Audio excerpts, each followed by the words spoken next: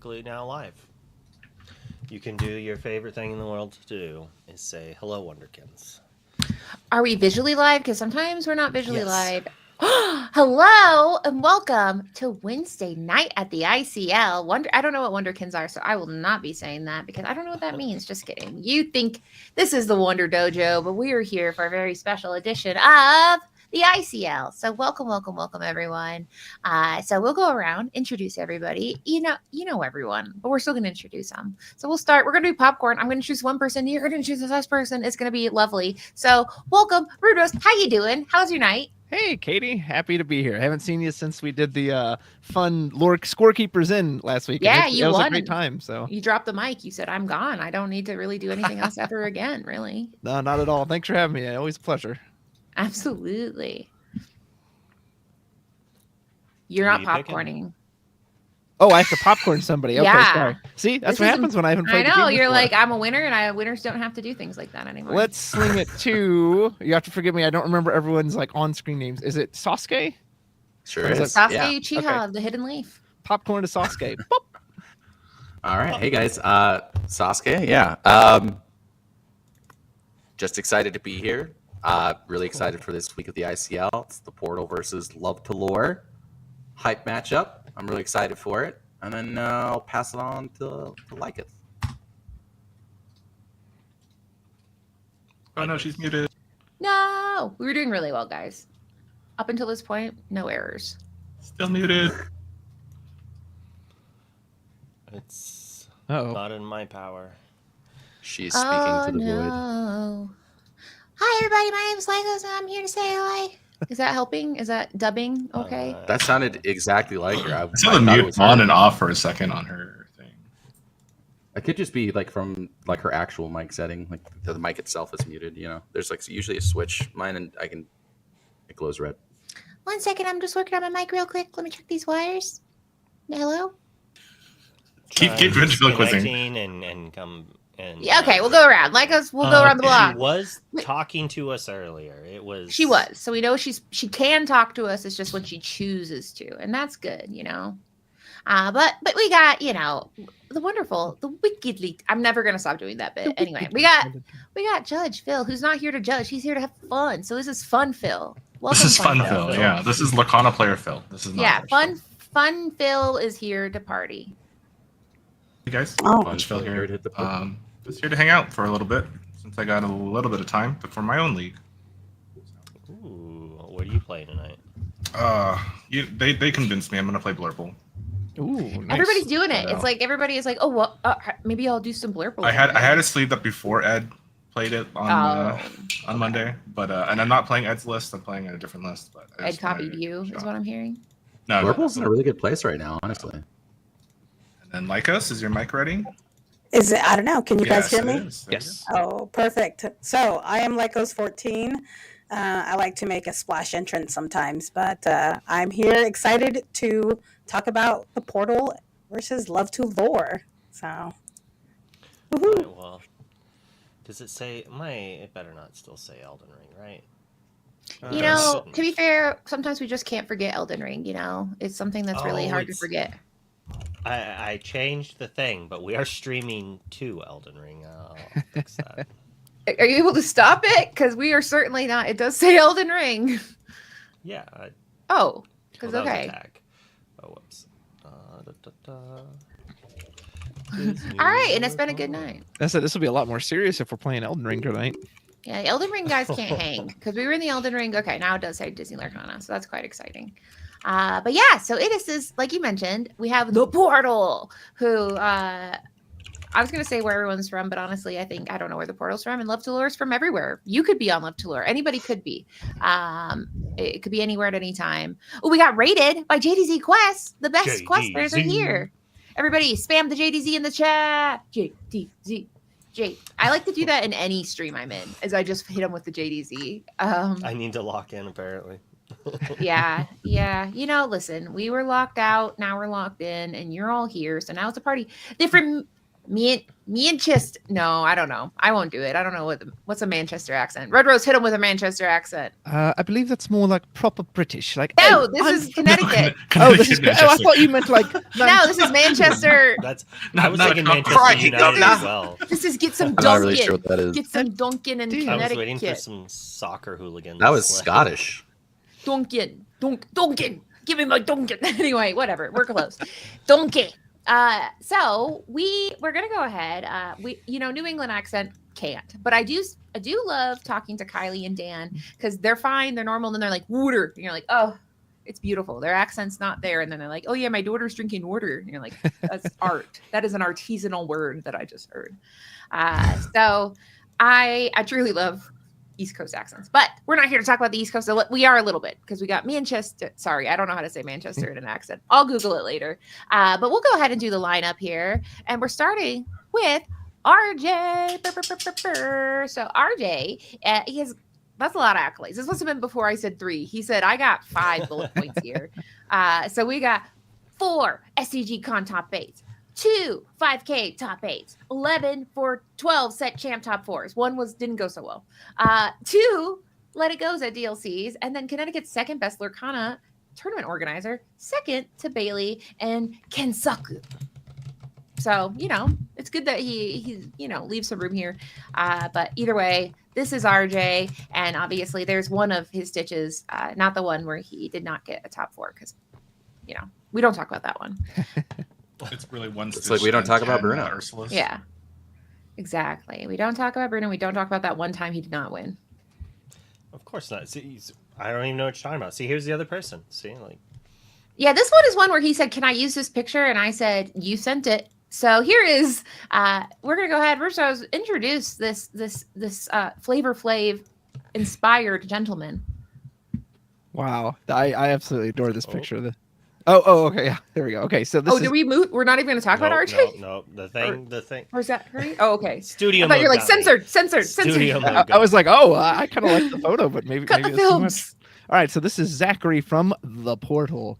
His official stats are the hottest hands east of the Connecticut River, undisputed 2-time second place finisher at the Portal's set championships. Let's go. And a Bucky advocate. I don't know about that one. Prince John's #1 critic, Diablo's right wing man. So he's somehow an advocate for Bucky, but also doesn't like Prince John, but also loves Diablo. A mixed bag there with all those Emerald Steel. Node Yeah, cards. he says But I have. It might taste just and be there's that more." Prince John is not overpowered enough, Maybe, yeah. and that's why he's not a fan. Well, I mean, just like Zan, right? He could be the person who's just like, hey, this card needs to be banned, but I'm gonna play it to hell. Yeah, Yeah. very true. Well, it could also be that he said he's like Bucky wasn't the problem. Prince Yeah. John was the problem. Yeah. Like just making you discard a card when I play a big thing is fine, but drawing a card off of it to boot, that's too far because then you just never run out of cards to make you discard cards. Yeah. So when I played Final Fantasy TCG previously, their discard element, it had no card draw, so it was kind of like you both essentially went empty on hand, and you were just having top deck wars. So there's a good argument to be made for Prince John that hey, what really makes it hard is that their hand is full of 5 or 6 cards while you're running on empty. Yeah, it Good just argument. gets out of control. And Alex, take it away, Phil. We got another player from the Portal, Alex here. His official stats: top 64 at DLC Atlanta, top 128 at DLC Vegas, top 8 at an SCG Con 5K. He's won 4+ promos for every set champs since they started. That's pretty good. It's better than me.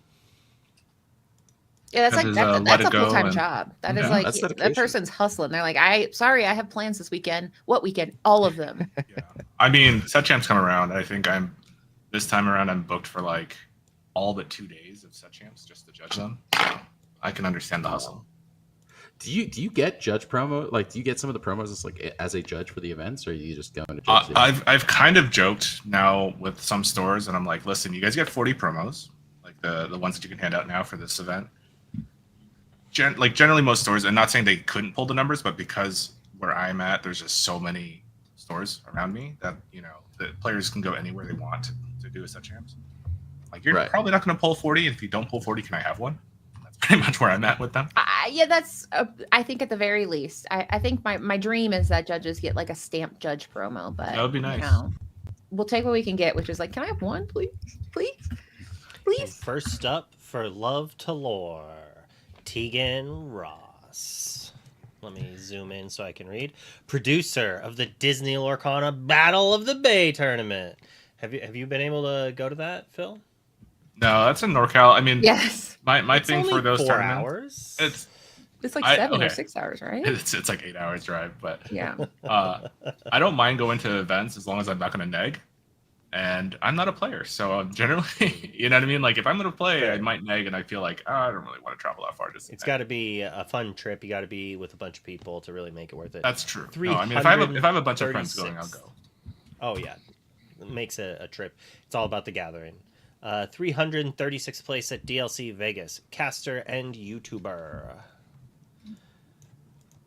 All right, what is it? Anyone know about Tegan? Anyone want to say anything here? I mean, yeah, I mean, Tegan is definitely a fixture in the community. She's always making, she's just meta analysis. She knows what's good. She's one of the people where you gotta listen because she's watching. She's kind of, I don't know. I think of her as more of a person that doesn't necessarily conform all the time. So I'm always very excited to see what she has to say on X, Twitter, Yeah. whatever site that is. I'm interested what they're gonna play today. Exactly. They're one of the players that like, there's certain players where you're like, oh, Sisu, okay, now what they're playing. Yeah. But there's other players where I'm like, ooh, I'm very, very excited to see what they're about to cook. So that would definitely be Tegan in this case. All right, Sasuke, take it away. All right. Batlin from Love to Lore. She got 475th place at DLC Atlanta, first place in the first ever set champs, first place in the league for the Shivering Skies season at the LGS, and then a little bit cut off there. Pioneer of the Lorcana friendship brackets. Bracelets. Friendship brackets are so Bracelets, cool. okay. And I honestly want to meet the person who does friendship brackets. Be like, sorry, you are single elimination. You are out of my friendship bracket. But I think I am out of her friendship bracelet because I don't have a friend. Well, no, maybe actually I do have a friendship bracelet from her. She might be the only person I've gotten a friendship bracelet from. She is known for the friendship bracelets, not brackets, but Yeah. bracelets. Yes. But later we will be doing the friendship bracket, and it's not looking good. Is it going to be serious, unserious brackets? Yeah. No, it's gonna be serious. It's gonna be people. It's gonna be like the top 8 on MySpace, and like you log in, you're like, I just noticed I went from your 2nd to your 8th. So care to divulge why I'm no longer top 8? So anyway, I that's thought for we your were old friends, people Tom. out here. Yeah. Make sure you have some good background music too. Yeah. You got to set the vibes of your MySpace. MySpace, not a problematic website. Kind of miss the days where that was it. Anyway, I'm old. I don't know. Next. Clicking a link and then having 5 different comments that had embedded music all play at the same time and lag down a dial-up internet. I could Like put The people rush. do not a profile song. understand So cool. how terrible MySpace. I did Aw. like the customization features that existed within the MySpace pages, though. That part was nice, where you could like add like a little bit of HTML and you could change the backdrop. It was fun. Oh, I do like that. J-Bomb said that I hope JDZ, Canadian JDZ, gets put in my friendship bracket. But like that means that like you have to fight his friends if he's in your bracket. One would have to win and one would have to lose. So I mean that I don't know if that means you want to fight JDZ, but we'll see. Anyway, more to come on that. But like who do we got here? We got Megan Saunders from Love to Lore. Player lore is Love to Lore tournament champion. Competed in the DLC Toronto and won a promo card from every set champ. So we have another person who is just picking up those promo cards from set champs. I love that. I win one and I say, well, I'm done here, actually. That's all I need. And this was really stressful and my tummy hurts and I will be seeing you guys in 3 months. Do you hit top 8 and just drop, or do you like? No, well, I mean, kind of mentally. Once I get in the top 8, I'm like, well, all the pressure's gone. You're like, cool, yeah, I'm I'm like, listen, it was top 4. Now it's like top 8. That's all I need because I'm not getting those mats. I am mediocre. That is my thing. That was my thing. Is I would always try to go for the runner-up mat. Yeah, Like I would hit finals and I'd just be like, I'm checked out. I'm gonna concede. And you're like, well, I want to earn it. And I'm like, you earned it. With okay, good we'll attitude. play, but I'm not really playing. But now Yeah. there's no runner-up, Matt. So now you Yeah. have to win. No, now I don't care. That's the great part. Okay. Now I'm just You don't like, want to be the whatever. champion. That's too heavy to have champion. Right. That's interesting. That's an interesting thing we can unpack later in our therapy that we're doing after the show. Actually, fun fact about those. Surprisingly, if I'm not like the last time I checked on TCG Player, the the mats that don't say champion actually sell for more than the ones that do. It's Yeah. true. Because, Yeah. I mean, Like there's some like stolen valor, stolen lore. well, yeah, going because I don't on. want a mat that says champion. I'm not paying money to be like, yeah, remember that time I didn't win? Like, that's. I didn't. Well, That and was so usually the fun. art is so good too that I just don't think people like having the art covered up with this big word plastered on there. So That's fair. I think it's definitely compounding both of them. Yeah. I mean, you could always buy the champion ones that Right. go I'm a around. champion. I mean, So- that's a fair thing. Anyone can be a chump. Like you don't have to necessarily earn. You your can be a champion chumpness. and a chump. Like, that's the thing. I've met lots that are both. So. So now we're going to go around the horn and talk about who we think is going to win based on nothing other than vibes. Usually, Nothing people are but right. vibes. Yeah, sometimes people are right, sometimes people are wrong. We tweeted that, I mean, this round really matters. We were doing the undefeated players, but now we're into people that are previously defeated and undefeated. So this is really important to win. Now, it doesn't mean, like, if you lose, get out of here, we're going to kick you out. But this is, winning matters more than it ever did before because there's less and less chance to win. So keep that in mind that everyone here is stressed out, dude. So put the stress on more. Turn it up. So we'll start with you, Phil. Who you betting your marbles on tonight? Okay. I mean, looking at the player accomplishments, I'd probably say the portal, but I really love the Love to Lore players. So I'll put my vote in for Love to Lore. Just to, cheer them on. I want them to win. I love it. I love it. I love it. So we'll go ahead. Lycos, who are you rooting for here? Yeah, so based upon no information whatsoever, I do think the portal is going to win. I don't think it's going to be, just a sweep, but I think it'll be 2-1. I think Love to Lore will definitely put up a fight because I think all three of those players are phenomenal and bring some spice. So I think we'll see some spice. But I think the portal will just shift into that winner's bracket or winner's thing. I don't know what to call it. The Bracelet. friendship bracket where the winners hang out that are friends. The top 8 playoffs. Top 8 16. playoffs. But either Top way, 16. you're going to be in the friendship bracket or the winners bracket. We'll see where they end up. Yeah, one of those for sure. Maybe both. If they're lucky, both. Ooh, a double. I like All it. right. We're going on clock. Luke, who you got? Well, I do like both teams, and I think they all are very capable. But I'm pretty sure RJ's just been vibing and playing One Piece and playing all the games, so he might not really be having the time to devote everything to Lorcana at the moment. So I'm gonna have to go for Tegan in the first round at least because they've been tweeting constantly about Ruby Sapphire and whatnot. So I think they've just been playing so many games that they're on the top of their game, whereas an RJ's kind of been vibing too much, just relaxing. So one of them can smell blood in the water, and so I'm gonna vote for Love to Lore. Love it. Sasuke, you're up. The portal because Wonder said Love to Lore. I like it. That we say apropos to nothing, and you said I stand on that, and that's beautiful. So then, Red Rose, who you got? So based strictly on the logos, I almost went for Love to Lore because I'm a sucker for any time words kind of blend in and attach to each other. So I love that the 2 attaches to the bottom of the V, but they missed the mark by not having the 2 also attached to the next word lore. So it's one cohesive package. Meanwhile, the portal has this nice cold efficiency to it. You have a lot of bravery if you're willing to make an A without the line in the middle. It's just the upside down triangle or upside down V if you like. And the O kind of Could looks be. like one of those rice cakes or desserts An you see in onigiri? animes. Yeah. Or a jelly Could be a donut? door. If Yeah, you're yeah, watching like- Pokemon. That you see in anime. Yeah. So because of that, based on that logo, I'm going to go with the portal. That was really stunning. And to be fair, if we're going on the taxonomy on the A, it could be the paddle, and that's why they're from Yeah. the East Coast. Is because of the paddle. They're the portal. So that's as far as who I'm voting for. I abstain. And now we're on to round one. Abstain. Can't get I out of do this. think that Love to Lure, they love to lure, but they also love to win. So I think I'm gonna put my money on them. I don't think it's gonna be easy. I think they're gonna have to fight for it. But I mean, I gotta vote for Love to Lure, not the paddle. Sorry, paddle.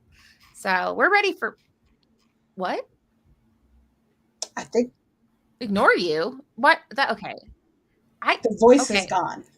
Man, Hey, this you're is hearing just voices. yeah, God. Yeah, sorry. It was God going. It was God talking to me, going, "Ignore me." And I'm like, "That's very confusing. Why'd you say that then? Why'd Well, you say you ignore me?" talked to me. I was being all sneaky, letting them know Yeah. we were like about ready Ignore to me. start. All that a right. Well, test? I will let you introduce my co-host. Oh my goodness, your co-host. I mean, they need no introduction because they're in the chat. I mean, I'll give you guys a hint. There's 3 letters, but 100 nice things you could say. It's JDZ and also Luke, who's already here, but Luke's also great. So let's go ahead, kick it off. JDZ blinked for a second, but all right. We'll see all the rest of you here in a little bit. Yeah. Yo, Boom. can you hear me? Am I in? It's good. I didn't do a sound check. I just kind of jumped right in and assumed that you guys can hear me. Greetings, Luke. It's good to be here with you again in the dojo. I'm glad we got paired in together. Oh, I mean, How you been? I don't know how it happened. It's not like I have a magical power, but I'm pretty sure they're about to start right now. I'm down. I think did get to they- hear the pregame show. I hear you pick Love to Lore. I think it's going to be interesting to see how this thing works out as Portal RJ. I think he's the namesake of the squad. I don't think you can I think he's rocking. He's got the name in he's got the name in the team. So I think he's going to win. He's the Obviously, captain. right? He's the the captain. but it's his friend's store, and he's just promoting it for him. Okay. But as chat said, RJ out of retirement. I guess Tegan will not be denied. You got the Bucky and Hiram Flaversham Matt. They're both resting in power in the clouds of over Africa near Pride Rock. Shout out to that Matt. Very clean. Thoughts on the Matt? I'll never forget Bucky. I'll never forget him. Sweet little squirrel. It's hard to say. I did play him. I definitely played him, but he was fine. You can always top deck ink and then top deck be prepared. You can't top deck. Oh, your opponent drew 30 cards. You can't top deck your way out of that. You can top deck an answer to wipe what they've done. Bucky was fine. You throw Prince John there, maybe a little too good. They both have Ward. I don't like Ward. I don't know. Maybe there might be an instance where he can come back, but hopefully it never does. Rest in his Bucky and Hiram. I think both of them are on pack watch, and that is a fine thing. As Tegan is going to send back too. I like that send 2 draw 2 way that they did that. Oh yeah, they've got a good hand then, most likely. I wanted to see something that was like a 2-cost deal 3 damage to every character that has like a keyword. Like so, if they've got evasive, ward, bodyguard, not like a come into play do something, but if they've got one of them sticky words, I don't know if we actually have a proper term for what those are. I think keyword. Is it keyword? I know that's what it was in other games. I don't know what the Disney-fied version is. I think it just might be keyword. Any card, or they gotta make that nomenclature first, and then say any character that has a keyword, yeet them, dude. Yeet them and deplete them, and that's it. All right, so we got the shuffles and cuts are going in. I think let's get this underway. It's an ICL on a Friday, okay? We feel like we're stuck in some molasses over here. Let's get this game underway. RJ and Tegan, let's lock in over here. Where's my notebook? They've been waiting very patiently for us. Okay. So I think it's more on my part. Is your notebook green? It is. I love it. Oh, Tegan starting off with the develop. I didn't see what the ink was. I think it was Tipo. Tipo goes down to the inkwell, followed by a develop your brain. So maybe Tegan is rocking and rolling with this DKP style strategy. I think that's a new. I'm just gonna start calling it Ruby Sapphire because I think that's just what it is these days. I know there is an items version around. I saw you dabbling with some items. What do you think about that deck? Is it viable or is it on life support? Well, full items or with sharks, I think it's a deck. It has its like right spot to be. if there's not a lot of aggressive things and you can have a turn or two to set up. I've been playing some crazy brews with Oswalds and Cheeches in them.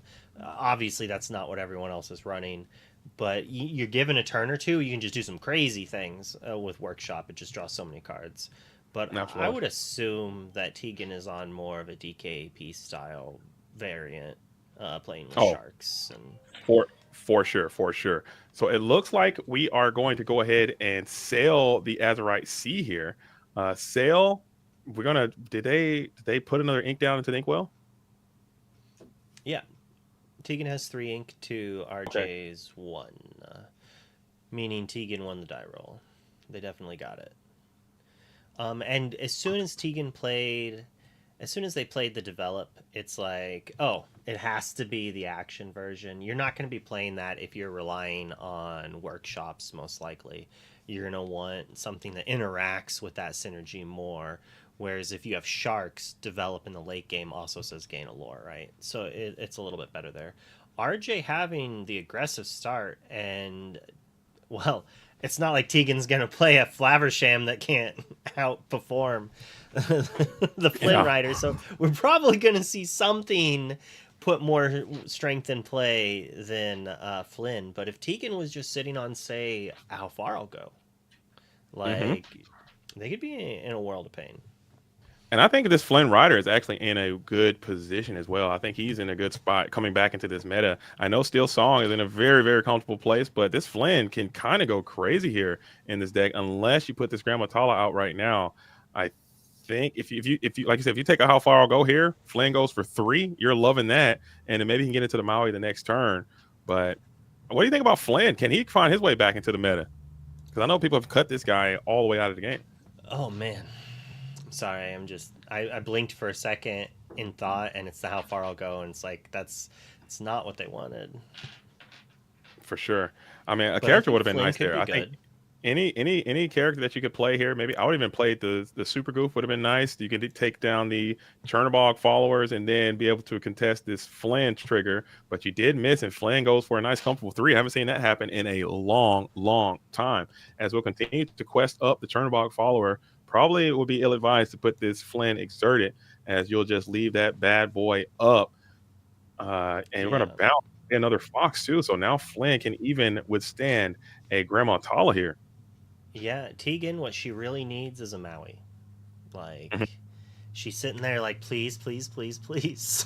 Please give me that 6 strength. It's all she wants. Yeah. Or you can, I think you can ink here. I think you can ink for turn and even go into a Half Shark. Half Shark would be nice as well. I think that would be a great card to play in this position to help just slow the board down a little bit. Inking that Clam is probably an indicator that you do have the Shark, and there he is. Look at that, wielding that mighty fish hook, be able to completely freeze dry this entire board. And now Tegan is going to go from a vulnerable position to a nice one now. I'll ask you, what do you think about Flynn right now in this turn 5, turn 4 Maui Shark? Turn 4, right? Because we did turn 2 ramp, turn 3 ramp. For sure. I mean, it looks quite bad now, but if there's a way like to clear this Maui, in terms of the entire metagame at large, I think Flynn is actually in a fairly decent spot. He is very vulnerable to the Amber Steel decks and the removal strategies, or all the steel removal that we have in the meta. I think he might be super vulnerable to that still, but I think he can run away with the game.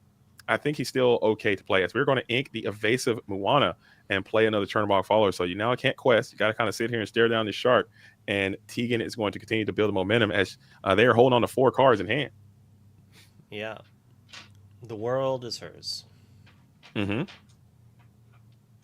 So now this would be a good time to start establishing some of those manners, even, or just doing a bunch of action floods, especially got a bunch that can replace themselves.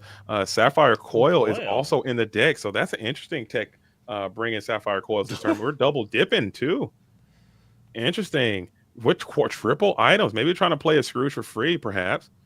If you got one more Popsicle here for a free Scrooge, would not be the worst. I would be surprised if Scrooge was in this list, but who knows? It definitely appears to be a hybrid list. I mean, anything that has coil, I think falls in the lines of, like, there's no way Sisu's not in this list, right? For sure. She's just trolling everyone. She's like, I would be very, Coils very no surprised. Sisu.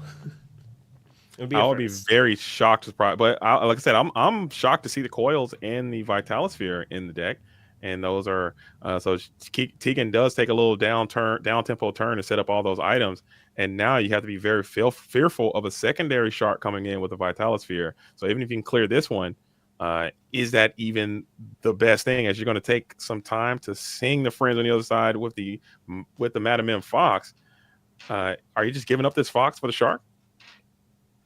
I think that's dangerous because now ink is going to deplete this Fox here, so you might have to bounce it back to hand. You're gonna get a card from it. What's the worst? Like they get a how far I'll go. Sure.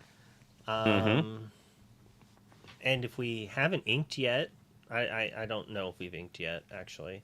If we haven't inked, then we can still move the Fox as well. The shark now has choices. Do you take out library? Do you eat the Fox?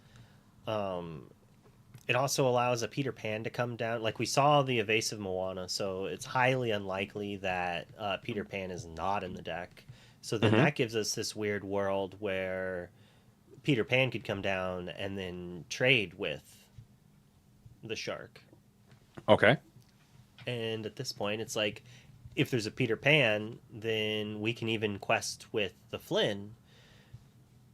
Because if there isn't, if he doesn't take out the Fox then would have evasive and then could take out the shark to finish it off. Absolutely. If there's no popsicles, that is. So this is still a compromised spot. You will be able to give up some cards. So now Tegan could enter into this world where you try to go after this library here and not even focus on the Fox at all and let your opponent, because that library could kind of generate some more advantage. It looks like RJ might not have too many cards in hand as they are kind of eking up to this be prepared turn. So it might be of some value to just go ahead and clear this library now before you can get be prepared out of this thing. I don't know. So this is a tough spot for Tegan here. Really, actually. Yeah, I was gonna say it feels bad and good. Like it's how my son answers things when I ask him how his day is. He's like, it's bad and good. Like it could be better. Yes. You have a chance, right? You have a game plan of what you need to be doing. For sure. So we are going to go ahead and get that how far I'll go back. We will be able to ramp and boost and reduce the strength of both of the characters. I believe both of those characters are firmly placed in the library, if I can tell by the way that they are positioned. I'm not quite sure, but was that Fox not in the library? I can't remember. That should be like I'm pretty. I think so. that RJ location has 5 should have like a. And he played the library, moved a character for 4, and then the 5th was to play the follower. Gotcha. So RJ was like, you can take out the Fox. And so here's my thought. If RJ didn't play the follower and moved the Fox to the library, it's possible that Tegan just goes after the library first. For sure. And now RJ's like, well, I'm going to either get lore or cards, and Tegan chose to allow more lore. Okay. It's rough. Like, I might have gone after library. It's hard to say, but maybe Tegan's hand was kind of mid, and they just wanted more choices. So they were like, I need to get the how far I'll go. It gives me more ink. It allows me to Sisu and have all sorts of fun shenanigans. For sure. So just taking another turn off, and you're not.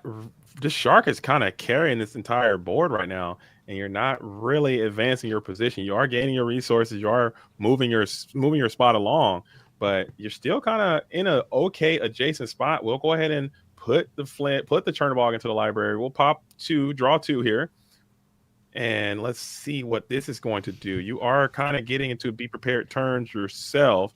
I don't know how strong that is, but Sisu is coming very soon.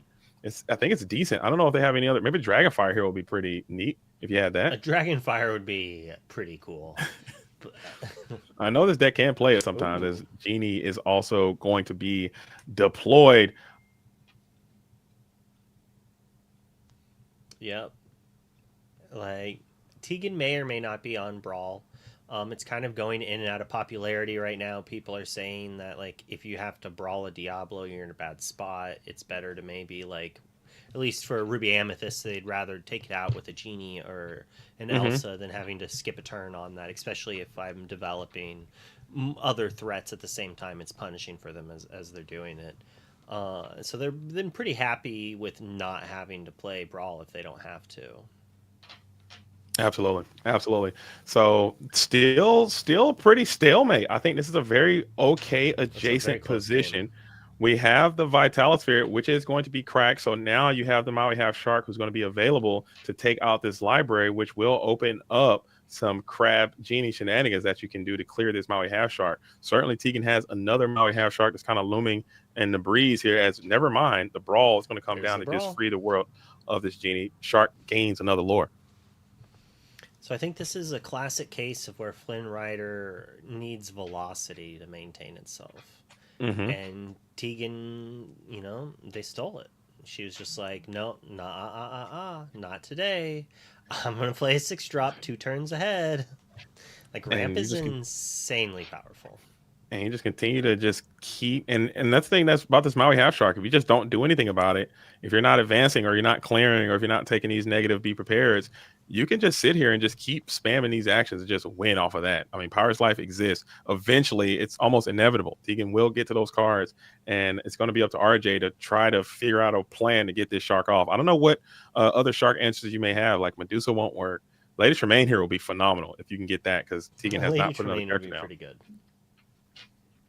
Yeah, that'll be really, really nice. But then you're playing into be prepared as well. It's you need to get it out of play, right?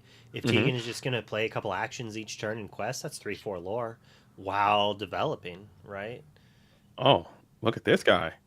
Look at this guy as Lumiere. Look at the technique. Trade. Didn't see that one coming. Lady Tremaine, I called it. Who had Lumiere and Peter Pan Shadowfinder on their freaking bulletin board? That one was cold-blooded. I like that. Shark. So yeah, I think I agree with RJ here. There's a world that a Maui comes down, but at the same time, if a Maui comes down, your Flynn's already worthless. Tegan, like, they're most likely going to be playing a B prep, and as soon as she plays a B prep, RJ's board goes into the trash can, right? Like, so might as well get the one lore out of it. Might as well. And even if Maui comes in, I mean, that's just a game you got to play sometimes. If Maui comes in and clears this Flynn, I mean, he wasn't going to trigger anyway, so you might as well get what you can. You are now Sisu proof, though, which is great for you. Even if Tegan does ink and tries to, no, you'll still lose the Lumiere, but the Flynn will survive. See if this thing can get some more Flynn triggers. And look at that, Lumiere are synergizing with the Flynn triggers as well. I think that's pretty neat. I think that's pretty cool. I don't know how many 2-strength characters are in their deck, but yeah, they need RJ needs to play another Lumiere, so then it does actually make all of their characters outclass. I forgot about the Sapphire Coils. Never mind. Forget everything I just said. It's just coil season. Yeah, Sisu don't care. Yeah, Sisu don't care about any of that. Never mind. That's all gone. Just get it all out of here. As Sisu does come in, I forgot those Sapphire Coils were just established way early on in the game, and this might be the momentum needed to turn this game on its head. Tegan rolls the dice on over to 2, so 2 in hand. Is this time to play Be Prepared here? Still, Lady Tremaine goes insanely hard. I expect either a Lady Tremaine or a Shark. There we go. Okay. And you'll get another Tegan draw. Plays the Tremaine. Play a Lady Tremaine, Tegan. Do it. That'd be funny. I don't know if this can Ruby Sapphire play Lady Tremaine. I don't know. Not often. They don't, but man, they could. When you get to, it is a blowout. It's so good when it's good. But with all the ways Tegan's deck is being pulled with sharks and items and Sisus, it seems unlikely that Lady Tremaine is also in here. For sure. So this is now this is where the game is played. These are the games I enjoy the most.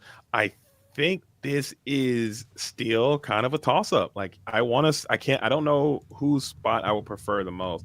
I want to say that Tegan has to be at an advantage. She has a higher cost character on the board. It quests for more. You have these items set up. You can coil your way out of anything. I think I prefer Tegan's spot a little bit more, but Portal is not out of this thing at all. And you got the evasive answers. You have this Maui who's threatening this Sisu. You're feeling good. Portal, like RJ, has the friends in there. So trading with Sisu with Shark is a positive. Like RJ does get the challenge effect. And there also is a world that like Tegan doesn't have an answer to Shark, and then it prevents all the other small things Tegan has, which probably is not the world we live in. And you can't really, you can't even really quest as RJ, because if Tegan just plays their own Shark, Vitalis fears it, swings in, gets something back, trades Sharks, quests for 3 freely, and now RJ doesn't have an answer. So it's an interesting situation where Tegan's kind of the only one who could quest, but they don't need to, and they chose not to. They're far behind, so that makes me kind of want to quest, because it turns like this, like you really want to trade if RJ's spending all of his ink drawing cards, right? And he's maintaining stuff in play. It can be a little brutal. But you're still just also you're residually gaining lore as well. So just playing those actions, I don't hate it. And you're just stopping Tegan from exerting. So now you have the hook. Look at the hook is up. The hook is active. Spice on spice. Both of these players are playing some really cool stuff. I don't know if I don't have the deck list. Do you have the deck list, Luke? I could get that. I could. Oh, never mind. I try. I don't. Katie messaging to you probably no. instantly. I could probably get it. Let's see. I normally don't like to look at the list. I like to be surprised, use my imagination of what cards they could draw, put myself in their opponent's their seat to be like, well, what do I have to play around? I find that if I see the list, sometimes I will just be like, I don't know why they played this, when obviously it's because they're thinking of something that might not have been there. For sure. Ooh. And now we got another predicament here. The Flynn is back at it again. Flynn and Shark in harmony. Look at that. And Shark is really buff. So now what do you think about Flynn Rider? Flynn is back. Flynn beside the Shark looks really, really good. I am not going to lie. So, never mind. And all of a sudden... No, I'm taking the trade. I'm getting him out of here. Let's do it. Let's go. Let's do it. Let's get the Sharks gone. And you ink, so your Shark will actually survive as well. So that is a very, very good use with double coiling here, as like you I have said, now gained all the momentum. I wouldn't want to quest with the Shark. It was a dangerous play. Yeah, especially with Vitalisphere up and active. I know you want to get that lore, but I just keeping that thing up is probably the way to go, unless they exert that Sisu, and then I might take that trade. It's an interesting thing, because Tegan did nothing on their turn, the turn before that. Nothing. Just like, I don't even know if they inked. They just passed with like 3 or 4 cards in hand. Yeah. It's like, well, what is in their hand? You have to assume maybe a Sisu, and you don't want to commit another Sisu. So you can chalk off 1, maybe 2 cards to Sisu, maybe a Brawl Lady Tremaine Medusa style card, right? It could be one of those. But at the same time, you also have to be like, is this like a Rapunzel trap? Is Tegan setting me up? And I think Tegan masterfully set RJ up. Was like, oh, I don't got anything. RJ's like, the world's mine. I will quest. Tegan goes, check these out. Check this out. Like, I'm going to shrink your Shark double, and then just like trade. Not even a trade, just like eat it. The Shark on Shark action, eaten away. Although the B prep's there anyways, the great equalizer. But that was some great maneuvering on Tegan's side. So now let's see if we're going to follow this up with the patent pending double manner. You can put 2 down. Right? I think it's going to come. But you have that Maui fish hook that is established as well. So if RJ has a Maui that they've been hanging on to combat these manners that are probably coming, and maybe there are no manners coming. I don't know if you can afford to play Manor and Coil and Shark. Yeah. Is Something's got to get cut, right? I hope Tegan is just playing the spice of spice. One of this. Oh. One. There you go. There you go. We got at Patent least one. pending. So if we get this Maui to come down and combat this manner, I think that is going to be a devastating blow. Let's see if RJ also is playing a ton of spice in here too. So maybe you don't have enough room. You got to cut something too. What are you cutting? Do you have Maui? Certainly you're playing. There he is. Look at him right on time. Just in time, the hero emerges and clears that McDuck Manor just like you drew it up. Someone redeemed the B prep, but we don't have alerts. But I'll let you sing it this time. We didn't sing it. We missed it. I'll get it next time. Next one that comes off, I'll rip it. Okay, because usually I'm no one ever asked me to sing it. I always ask everyone else to sing it. But I don't think I can do it. I feel like I've sang it the last like 2 or 3 times we've been together, so it's like your turn now. Okay, I'll rip it on the next one, or maybe just randomly. Okay, it might just come out just a be prepared, something like that. Well, that's a test. That's a test run. Oh, that's just a test. That was just a test. It'll pop me, but you'll never see it coming. It'll just happen. It'll just happen to you. As Maui plus Hook seems good, and we are going to go ahead and remove a ton of ink, and now you have your built-in. You have your built-in evasive answer. You have your genie, who's kind of free to start questing, as you'll just rip a be prepared. Something like that. I like it. There it is. I'm working on it. Work in progress. It's an interesting thing is like, we're saying Tegan set RJ up. Did RJ set Tegan up by saying, sure, play your answer to my Shark. I've got another cantrip and I'm ready to redeploy my hand. Let's do this haymaker back and forth. I think at the end of 5 or 6 big punches, I'm going to have something in play. Although I wouldn't call a broom something. But, like, he at least had 2 steps ahead, right? He had the B prep answer to their answer to the Shark to his Shark, right? But Tegan also had the B prep. So these are the games that are just, it feels good to play them, right? When you're in this game, because it's just so back and forth. Although that's frustrating, but I mean, Tegan's got 8 of these in their deck most likely, right? For sure. That is a huge blow as a big Sisu comes down, clears up the broom, and now it's going to be on RJ to make something else happen here. Maybe you can wait for the Sisu to become exerted and bring another Maui into the fray, or maybe set up some more evasive characters. But just prep here. A nice be prepared. There it is. I'm working on it. Teeth and ambitions are there. Maybe. Teeth and ambitions. Be prepared. Well, remix. The dubstep remix. Prepared. Beep. We Don't should you not know make it's true? Okay. EDM be prepared. It's gonna happen. Somebody cut that up. DJs, get busy. Beep. How many cards RJ? Beep. All right, sorry. Back to the action. RJ might be running low on cards. I can't tell how big of a stack of cards that was on the table. That could have been 1 card. That could have been 8. Probably only 1 or 2. Now it's 3 more. It's 8. Now there's no lack of cards. These are some Wafatapa style of slow, steady control. I like how you laughed at that. You probably don't even know who I'm referring to, but he also played some Lorcana, so I get to use his name. Okay. I just thought it was a funny thing to say. Wafatapa just seems like a quite hilarious. It's his last name. Phrase. Guillotine? Not guillotine. Guillotine? Giuseppe? What Abraham right, chat, help me out. Waffle Tapa, Finders Keeper, no goat. There you go. I'm gonna let you say that first, because we all know Guillaume, Wafatapa. Close. That's a cool. Yeah. That sounds like a cool person. That sounds like a happening cat who knows where it's at. Player. All right, we're gonna keep spamming the board and pop the broom again. Look at the broom, just continue to draw. Yeah. So now you get in this position where Sisu won't do too much damage unless you can ramp twice. If you can ink, sing how far I'll go, play another Sisu, and then RJ has to go cry in the corner for a little while, I think. Yeah, like Tegan could answer the Shark, theoretically, right?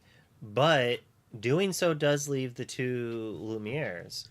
Here's the man. This game's lasted so long. I've used all 3 snoozes. But doing so, like, what does that matter? Right? Like, does Tegan really care if there's 2 Lumieres in play if they've already answered the shark? For sure. But maybe those Lumieres can also just continue to quest for 2 because that counts. You're already sitting at 12. I'm not sure if this strategy is still. There's no way you can play goats still. You got to be cutting something at a certain point, as both players are playing this very aggressive, very evasive game against each other. This game has been great. Guillaume, Kagome, Guillaume. As we will go ahead and quest and prep. Oh, that wasn't good enough. One more time. Be prepared. Yeah, I'm done. You're on the songs now. You're on it now. Be prepared. I think that's Tegan's second. Be prepared. Sorry. We're working on it. We'll shop it around. 2 Sisus and 3 sharks. Dang, the decks are getting a little low. Both players are kind of getting low on resources as we will find there's another keepers not caring, just taking a turn off, refill the hand a bit, draw 3. What is shark? Is that a Pete trigger? Is that like a missable trigger, or is shark something that you have to tell your opponent to gain? I think, from what I understand, all lore. I think it's a mandatory. I want to say. I know losing lore you cannot. Mandatory. It's like I think all. I know for sure losing lore is you cannot miss it. Losing lore for sure. I don't know about gaining lore as we got the library established. Maybe. Here. So you're saying that if my opponent has a Little John in play and plays a Floodborn, I have to remind them to make me lose a lore no matter what? I think I'm saying it doesn't say like there's things. no. It's not a can. It's not a can. It does not say may. Oh, it just doesn't say May on it. It just says gain it's, a lore. Okay, then yeah, you have to remind them. That's like Beast. Yeah. It doesn't say you may draw a card. I'll remind him. I won't like it, but I will. I mean, I won't. You'll remind your opponents. Yeah. Yeah, I will. I try to be a stand-up guy about it, but it is what it is. As we are going to go ahead and I try put to out another manner. Years of cutthroat MTG play has corrupted me slightly. It's not for the better. I do think that in general, most TCG card players have become much better than they were.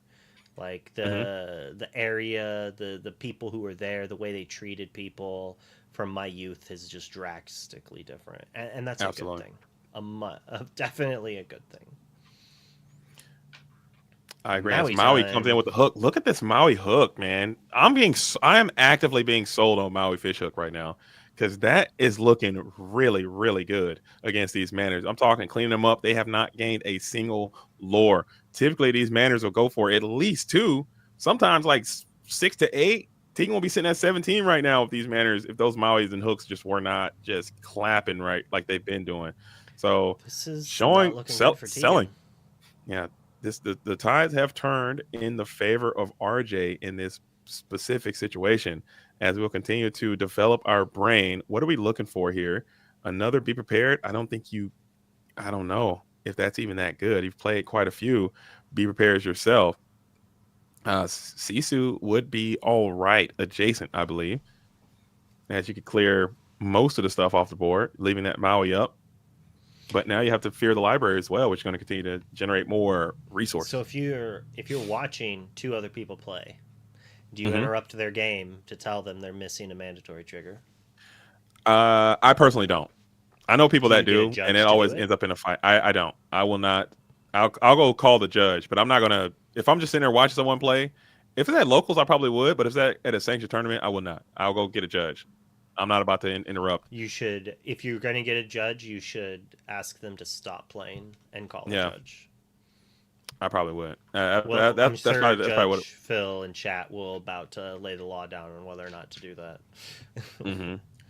But I was at a set champ once, and someone was doing that. Like it was timing around, and everyone was kind of gathered around the last table, and someone was making like ruling errors, and the person was like, "Hey, man, you can't do that," and they got so frustrated, like they were like actively cheat. pissed. I was like, dude, that's not. It was a really really intense situation there for a little while. Well, I can't stop the upcoming ad that's about to happen. This game has been that intense. that long. Don't touch that dial. Keep it locked. As Maui is back up. Sisu? The Sisu did come down, and you were able to clear the board. You did give RJ a bit more cards. We'll add Maui on into the library as well. So library does great, and be prepared is going to come down again as be prepared. I lost it. I had it for a second. We got to work on it. I don't know. It's pretty bad. Double library. Look at this. You were calling double location. You just had it for the wrong player. Obviously. Instead of double manor, we're double library dueling now. As now Tegan is going to be in Trubs. So I think that they've used a lot of resources at this point. I don't even know what you got left in the deck. All right. You need to get your own Maui fishhook here. All right. Hear me out. Mm-hmm. Crab, return double Vitalosphere, play both. Banish one of the locations. Let's go. Sign me up. Sign me up. That's a clean play. It's not That's fantastic. A clean line of play. We have to have other card draw, I think, in our hand. Otherwise, I'm probably using maybe one Vitalosphere and getting a Popsicle to draw one to put like 6 on one of them. Mm-hmm. It's rough. Maybe even just do double popping and hoping to get something like...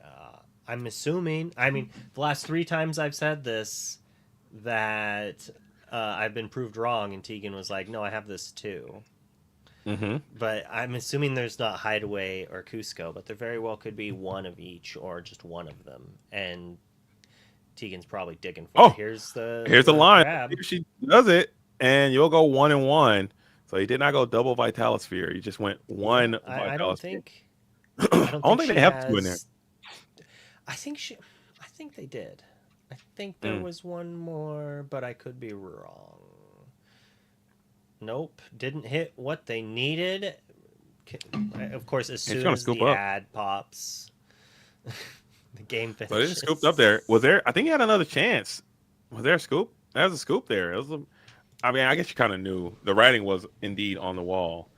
Because you really couldn't take them both down in enough time. Maui was still a thing that existed, but maybe a double Vitalosphere situation there could have been good if there were indeed 2. But long grindy game number 1 as we are prepared to go game number 2. 24 minutes left in the round. Will they make it? Stay tuned. Keep it locked. Don't touch that dial. It's gonna be. Will this thing go to a draw? That was a super long, grindy match as both players were trying to get to their spot. I thought they had some great decisions that were being made on both sides. I think both players were trying their very hardest not to bend and not to break in those situations. And those are kind of games I like to see as a player. Is it wrong of me to think it would be kind of hilarious if they had 3 draws? Am I a bad person for thinking that? If all games came to a time draw, yeah. that'd be terrible. That'd be terrible for everyone involved, to include myself and you. That'd be bad. That'd what be if a they horrible were situation. really good games? Because that was a pretty good game. For sure. Like lots of back and forth. Mm-hmm. I got tuckered out watching children at the zoo today. Oh, and by that, I mean I was assisting in a field trip and I was in charge of watching children. Nice. I'm doing that as well. I got that coming up myself. I'll be doing a little bit of field trippery, a little bit of field trip assistant as a chaperone out there on May the 20th. I love her songs. Mm-hmm.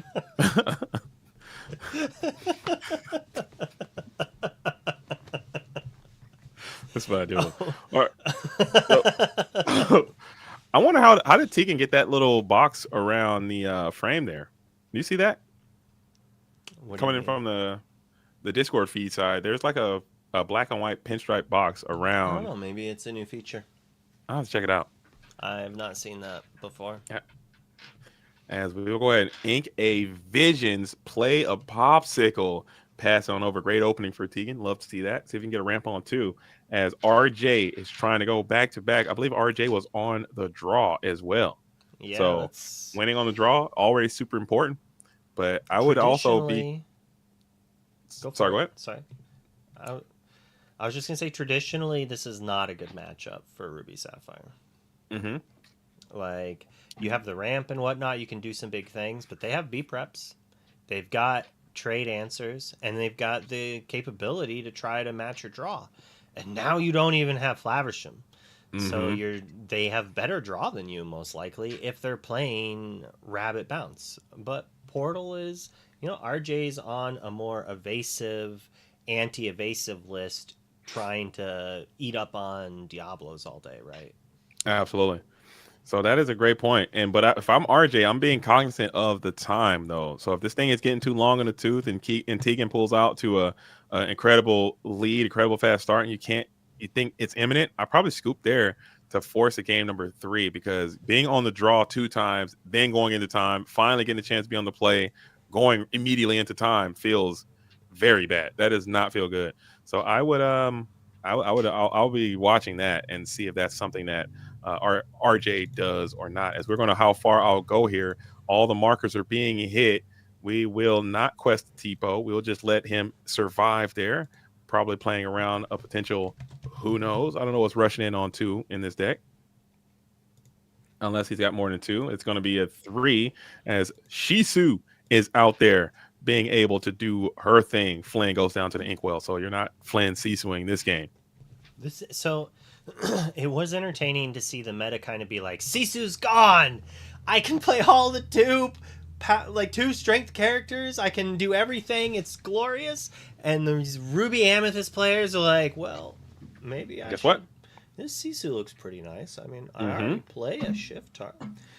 Why not play a couple Sisus and teach them a lesson for playing Amber Steel? Toss them in. Why not? Don't mind if I do. I think that'd be that's a slam dunk for me. I think putting Sisu into the deck as an 8 cost in the Ruby Am, I think is a no brainer, because their Amber Steel matchup is very, very difficult for the Ruby Amethyst player, in my opinion. Especially if they got Whole New World. As we do quest Tipo, that looks like bait. If I ever seen it, I'm not taking the bait. Let's see if RJ is Not going to be so tricking bold. me.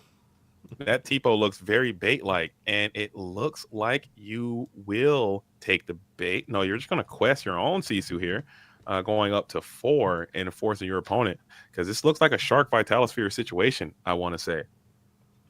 But do you Shark Vitalosphere into the library and just get rid of it now? Maybe.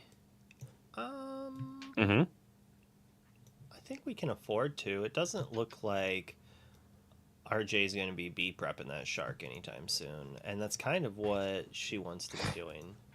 Just like run away with it while she can. Or answer the things as she can. And she can keep drawing cards over and over again. For sure. And shark and gaining lore from everything. We are going to get the Popsicle back, at least one. I think you still are doing ink this turn. And the Brawl will get down into the Inkwell, and you'll play another. So this game looks like it's going to be all Tegan here. At what point do you look at the time and consider a scoop here? It's hard to say. I don't feel like you need to be scooping right here. Mm-hmm. Yeah, I mean, it's getting a little long in the 2. You're sitting at 4 ink, and your opponent is holding on to 8. You got this established Tamatoa happy as a clam up, ready to put out. No chance you're playing Lucky Dime. I mean, I'm not even going to believe that's a reality that we're living in. I'm just not. If Tegan exerts this crab and pops out a Lucky Dime, I might have to cut the stream off, Luke. I'm like, you just go crazy. It's like, no. I'm insane. I can't deal with it. But maybe we can get the crab to pop out a sapphire coil, perhaps. Put that in ink, and then bring out another Sisu. That's a crazy little concoction that you can do and rid this board. But they're both established in the library, so maybe there's a world where you can Vitalosphere pop. I don't know. Maybe put out the. Nah, you can't even do that either. What are we doing here? I can't see the cards in hand. Oh, look at Maui. He's looking pretty cool. And we'll just go ahead and clear the library easily, it looks like. So you It's are a tough choice. It's like you go after the card draw or you go after the lore. That is RJ able to go up to 19. There's a Vitalisphere though, so it's hard to not just assume there's going to be a shark. yeah. And now that Tipo, he's setting hook again. So Tipo is baited up, ready to fish for somebody to exert and come in. I could just feel the shark spooling up. I can sense the shark presence as we got 17 minutes left in this round number 1. I don't know. I still think the game is salvageable. I can't see RJ's hand. It is obscured by the black shirt, black sleeves. Can't lose. Can't really make out what's going on over there. But it looks like they still have a pretty healthy grip. And we're inking the Lumiere. What are we doing? Are we questing? What's happening here? Maui on Maui. Look at that. It's Maui time. As Maui can clean up this crab pretty easily. Happy as Clam can go down.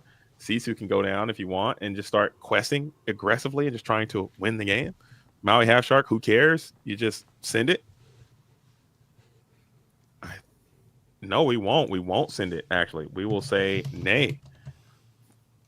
But I think this is okay. I think, what do you think about that read of just not exerting the other character? You are playing into another Sisu, perhaps. I think that is a bit dangerous. He learned his lesson from the last game. He's like, nah. But it's interesting, right? Because you either make it so... Bloop. Did that mute it for you? Did that mute her for you as well? Oh, I heard someone talking to a dog there or something. But now we're back, audio wise. But we have some audio AV team out there saying that I'm too loud and you're too quiet. So I don't know if there's something you can work on there in the behind the scenes. Thank you, Midnight Lounge Gaming, for pointing that out. We do appreciate you and all the other AV audio support team out there in the chat that's keeping the stream going. We can't do this without your participation. All right, chat. You're gonna JDZ. We're gonna talk on top of each other. All right, here we go. Let's go. All right, let's see. Maybe here this is gonna make me really loud, or maybe this is really low. I can't tell. I don't know. I'm not listening to the stream. I'm still just gonna do my thing as the Genie and the Sisu are up and active. Do you have? We're gonna send 5 into the manor, so that says you got 4 in hand, and then the Fox is going to be able to finish the manor off. So you've been doing a phenomenal job clearing up these manors before they can do some serious damage to you. However, Fox does represent a target, and no, it's not. You're playing around this freaking Vitalisphere shark. You say, fool me once, shame on you. I'm not getting fooled again. Well, hopefully my audio is not crazy now. I adjusted a little bit. I love that Katie in chat was saying, oh no, I thought they could hear me. And it's like, oh, we could. They didn't hear you live. But we could hear you. No, it's okay. It's okay. I'm fine. I'm fine hearing a little bit of. You having to hear background noise is fair because you were strumming a guitar when other people were casting once. You were like eating or something, and your leg hit your table, and you said you had your ukulele or something leaning against it. It probably some stuff fell in the back. Yeah, I gotta like come some in streaming. My bad. But you're doing a phenomenal job of playing around this Maui half shark. You're just not getting shark today. Jeannie has sat there unquested for a long time. But what's the end game though? I guess she's gonna try to stall out and just wait. I mean, waiting doesn't benefit anyone in this situation. I don't know. I don't know what the game plan is. As the Happy as a Clam is going to come on in with no items to get back. Thoughts? I think I'm popping some items first before that Happy as a Clam gets into the field of play, just to maximize that ability. I think she's got some in there, and you don't. So I think that it might have been a slight missing error. Yeah, that does happen sometimes. For sure. I've definitely done similar where it's like, okay, I do this. So you think of what you're going to do on your turn. Mm-hmm. You're like, I'm going to do this, this, and that. And you're like, all right, let's do it. And then you just start with step 2. And you just completely forget step 1. And it just does not feel good, right? Like when that happens. And it's just like, come on, all I needed to do was sequence correctly. And For those are sure. the scenarios why when I stream and other people stream, we're always saying like draw.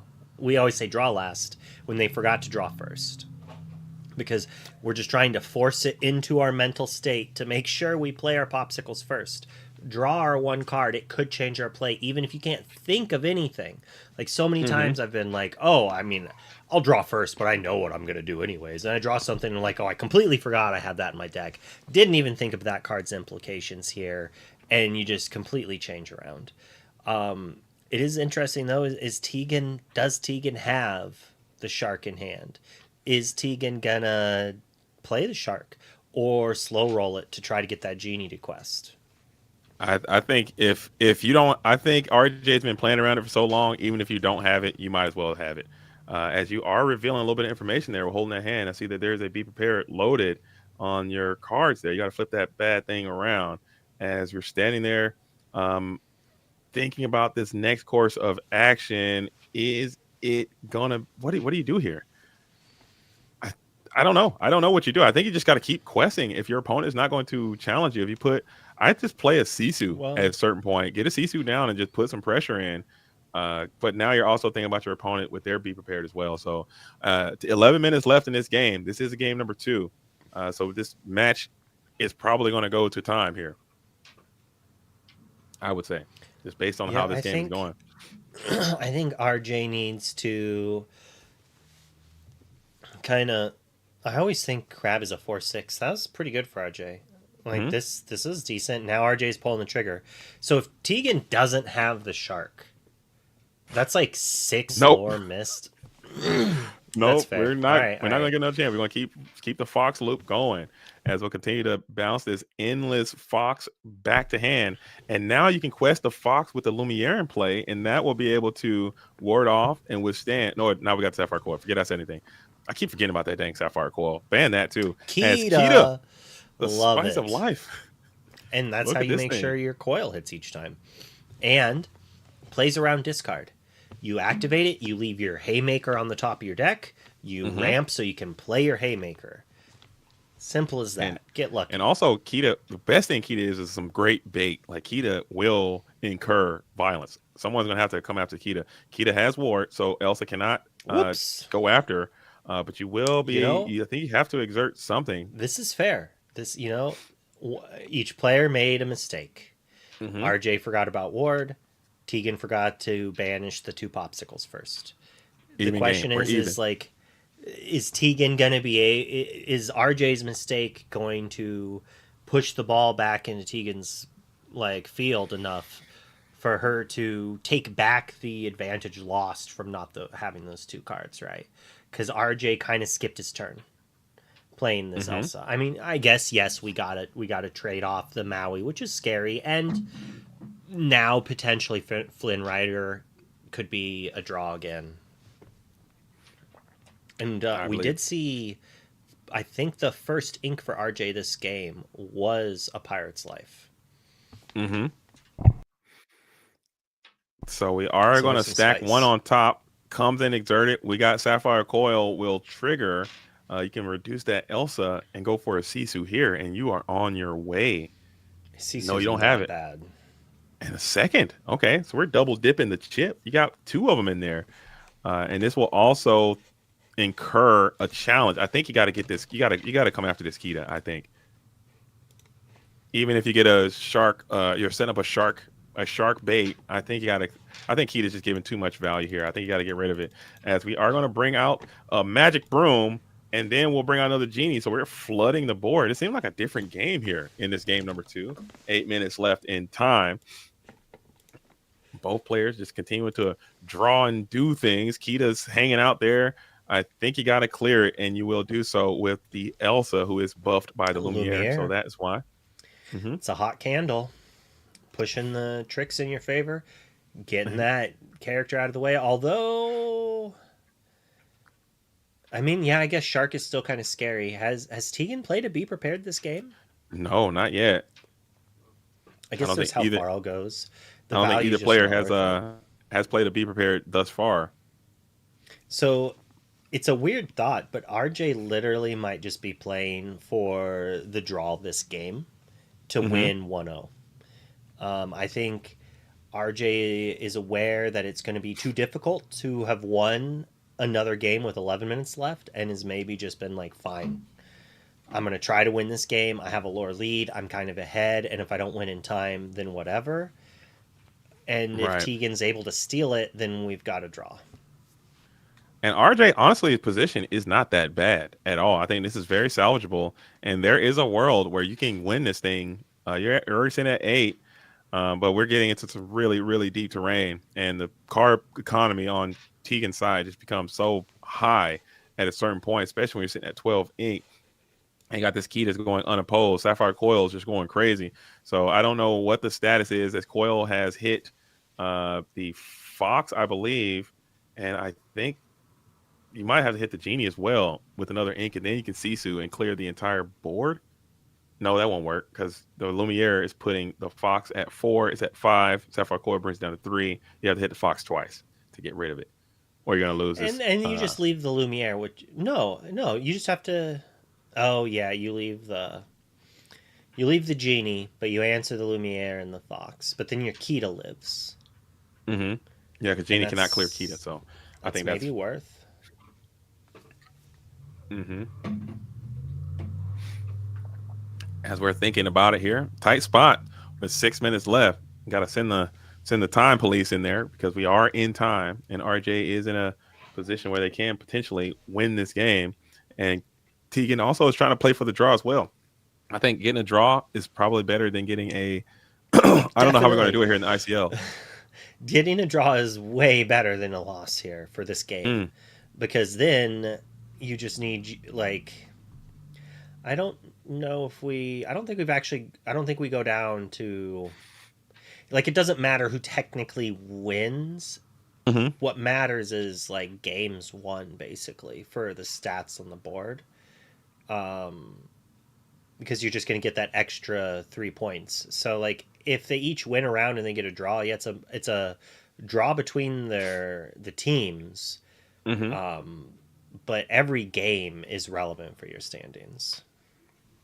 In next season, we're going to do it a little differently in the division-wise. We're going to be doing 4 divisions with 6 teams in them, and allowing the top 4 of each. So 16 players get in. And this creates an interesting thing, whereas in Sure, if you start out 2-0, you're locked. But now you're playing for position, right? Because you always want to keep winning because you want to be in the top seed for play draw in the top 16. But now it's like you're almost never out of contention until the last round. If you're like on like back against the wall and you lose your last round, yeah, you're not making it. But you're almost in contention until the last round, and I kind of like that aspect of it. Everyone has something to play for. Because I've seen war leagues exist where teams will start to dwindle off or not have the success they want early on, or lose early on and just lose interest. So I like that, giving people something to play for towards the end as we're continuing to Fox bounce Genie Quest, and this little scheme is kind of working as another Kita hits the board. And is Kita going to be good enough? Another Be Prepared here is quite nice. You can get your Sapphire Coil on in a major way, as RJ is dedicated to playing around a Shark Vitalosphere and will not send anything in exerted. Kita triggers, and I think if you got that Sisu, this might be a good time to put that Sisu in now.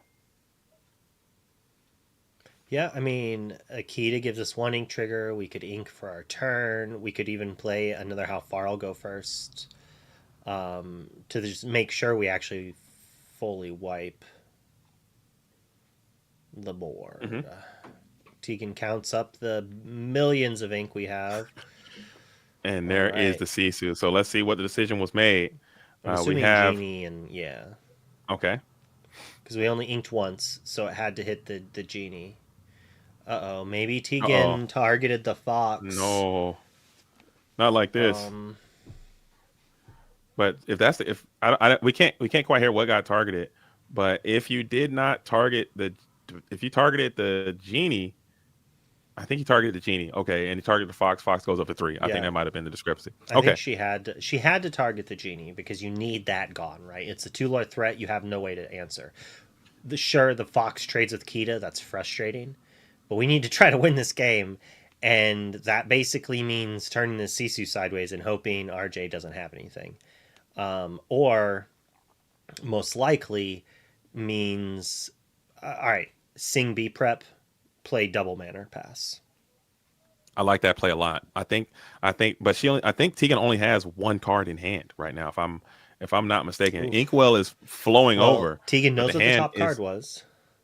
The hand is the hand is dwindling, but the card economy is a little low. So if you've been saving this Maui half shark, this would be a good time to deploy it now to kind of get after this board a little bit. Get this fox off to play. You do have that Vitalis Sphere that you've been hanging on to since the beginning of time. So let's see if this is going to be the time. If RJ believes, hey, maybe that they just don't have it, and finally let some characters exert it. Could this be it? Will this be the play? 1 minute left in the round. Will we find out? Not getting those popsicles has really come back to hurt. We just need this extra draw. It's still inking here. Tells me got to get that coil in hand. Probably trying to establish that coil. Ink the Tipo. I think we're about to play no chance. We're playing a manner. Whole new world. Shark is down. So the shark hits the board finally after long last. We will go ahead and crack this Vitalis Sphere. Did you hit the Maui with it? So now you can clear both. No, you don't need to clear Maui. You can just quest. Oh, there you go. And now you can, if you want, you can. You can't quest the Sisu now. Interesting. I mean, I guess you could clear them. No, you got to ink. Oh, here we go. And you can play this, and then you can have enough ink, and now you can clear the fox if you want, or you can start questing. I don't know. What do you do here? And answer the fox. And do some lore. I mean, Tegan needs to make sure that she acknowledges her lore here to get that lore, and then answering the fox so then we can quest probably. Also, I was gonna say Peter Pan. Maybe you need to. I think you have to heal up your thing though. You can't let a Peter Pan. Yeah, I'm healing it. I'm healing. For free. I'm healing. I'm cracking all these popsicles right now. I'm healing everything, and you got to get that 1 though. You gain that 1 lore from the action there. I don't know if she did. They cannot see the timer, but they are given occasional warnings of how much time is left. I'm cracking. They are always you got to crack them pops. Ask. So you didn't gain the lore, and you did not crack those popsicles. I think you got to crack them there. Passed with 1 second on the clock. Oh man, and be prepared. So I guess maybe not crack them because be prepared was the thing, but didn't I still think matter. you cracked there for sure, just in case. That Peter Pan jumped all over you last time. As we are going to go ahead and ink the Sisu and pass, we are now in time in the I round. believe we're in turn 1, as it was passed on turn 0. Although I guess their timer is a little off, so maybe turn 1. Yeah, they didn't know the turn 0. So now Tegan's got 2 turns. Turn 1, turn 3, and turn 5. 3 turns total to gain 15 lore. No cards in hand, but a shark. So we need to go like. I think Tegan should be at 6 though, visions, too, because the visions. Yeah, the 1 missed lore. yeah. We probably should have said something actually, since we are watching. Probably. I guess I could. I have that same power too. I don't know why I didn't just hop into the Discord and just be like, "Hey, gain a lore." But it's all if good. Tegan gets to 19, we're gonna say she wins. Yeah. It's gonna be kind of a hard road to run. 2 turns to gain 15 lore. I would love to see maybe you get Maui or the shark has come. The clam has come in. 3. You No, pop turn those 4. popsicles. Or get Pyrus Life. Play Pyrus Life. Tegan has 17 ink. That's a lot. All right. So we quest to 6. We play 4 develops. We go to 10. All right. We're down to 13 ink. I don't actually think it's possible. It's impossible. That's so unfrustrating. That's so frustrating. 4 Pyrus Lives as well. Sail the Azurite. We're sailing the Azurite I sea. guess We would need something that drew us 2 cards so we could develop another shark, and then that's not what Tegan needed. It's going to be a draw. Well, I guess technically that's not a draw then. Well, it is a draw and it is not a draw. Like, RJ wins because they drew game 2, if that makes sense, right? Is that how that works? Yes. I guess. I thought they should play another game and go to a sudden. Well, they're in. Yeah? No. Oh, No? first. All right. If this was a last chance qualify, no, even then, if this was a last chance qualifier, the game would be over. RJ wins because it's 101, so the match is done. Now, if it was 1-1 and they just finished this game and this game wouldn't even have ended in a draw. If it was a last chance qualifier, they would have maybe said highest lore after those turns wins. Okay. I think, or first lore change wins. It's kind of, it's rough. When you have to do rules like that, it can be brutal. But let's jump into Discord here. I'm gonna mute you outside of Discord. Right. All right.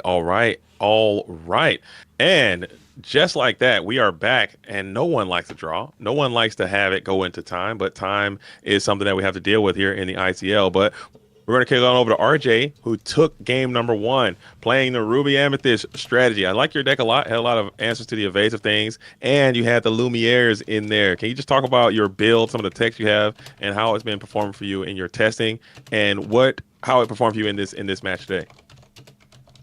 Yeah, so I put Lumiere in the deck mostly because playing around Big Sisu, and then it makes the numbers a little bit easier into this evasive meta. As you could see, I was running 2 of the 4-cost Moana, so being able to have a Lumiere on field and being able to swing into Sharks as a 5/3 with the +1 with Lumiere is pretty big. Absolutely. Yeah, so I very much enjoyed the Lumiere. I felt like not enough people were respecting the Sunrider Sisu line anymore. It seems like people were cutting back on brawls. They weren't playing as many characters in the early game. I even saw like an Edmund Chulis that plays no 1-drop. So I was kind of like, I think it might be time to bring Flynn back into the meta a little bit because it seems like nobody's really respecting it. But yeah, and then the hook game 1 was huge. Yeah. One of Maui's fish hook is meant for this matchup and the mirror. And it definitely came in clutch big time. Those McDucks are quite the pain to deal with. Yeah, we were talking about that. Saying those hooks come in like right on time. The Maui coming in with that clean 9 to take down the fish hook, and it gained no lore. And we did mention that like had Tegan had the opportunity to get those manners to stay around a little bit longer, that game 1 would have been a little bit closer. But kicking on over to game number 3, I like the strategy. Can you just talk about some of the things you were playing around in that game number 3? You had a lot of bounce opportunities. You weren't questing very much. You were just really, or you all in on not getting sharked like you did in that first game? Yeah, so in game number 2, he played the Vitalisphere literally the turn before the shark turn, right? So like he was going into 7 ink, or like he'd be inking for turn to 7, right, with Vitalisphere on the field. And at that time, I was only at maybe 3 or 4 lore, and Tegan had already had 3 or 4 actions in his discard between how far it goes and fails and such. Hey, I'm gonna stop you just for a second, just so it's not too awkward. Tegan is a she, just so you know. Oh yeah, sorry, my apologies. No problem. My apologies. So I didn't really want to play into Shark at that point in time, so I just kind of played the bounce game and slowly chipped away at it. I also know that they're a very good player, so I just didn't want to give them the chance to kind of like blow me out of the game there. They were still pretty low on hand size too, so I just didn't want to give them more opportunities to dig further into the deck to find their answers. So that was kind of the idea. The Vitalisphere Shark was very good, and I just didn't want to play into that play line at all. Absolutely, and I think it worked out quite. I think it worked out quite great. But Luke, did you see anything from RJ's perspective? I know you picked RJ to win, but what did you see from? I picked Tegan to win.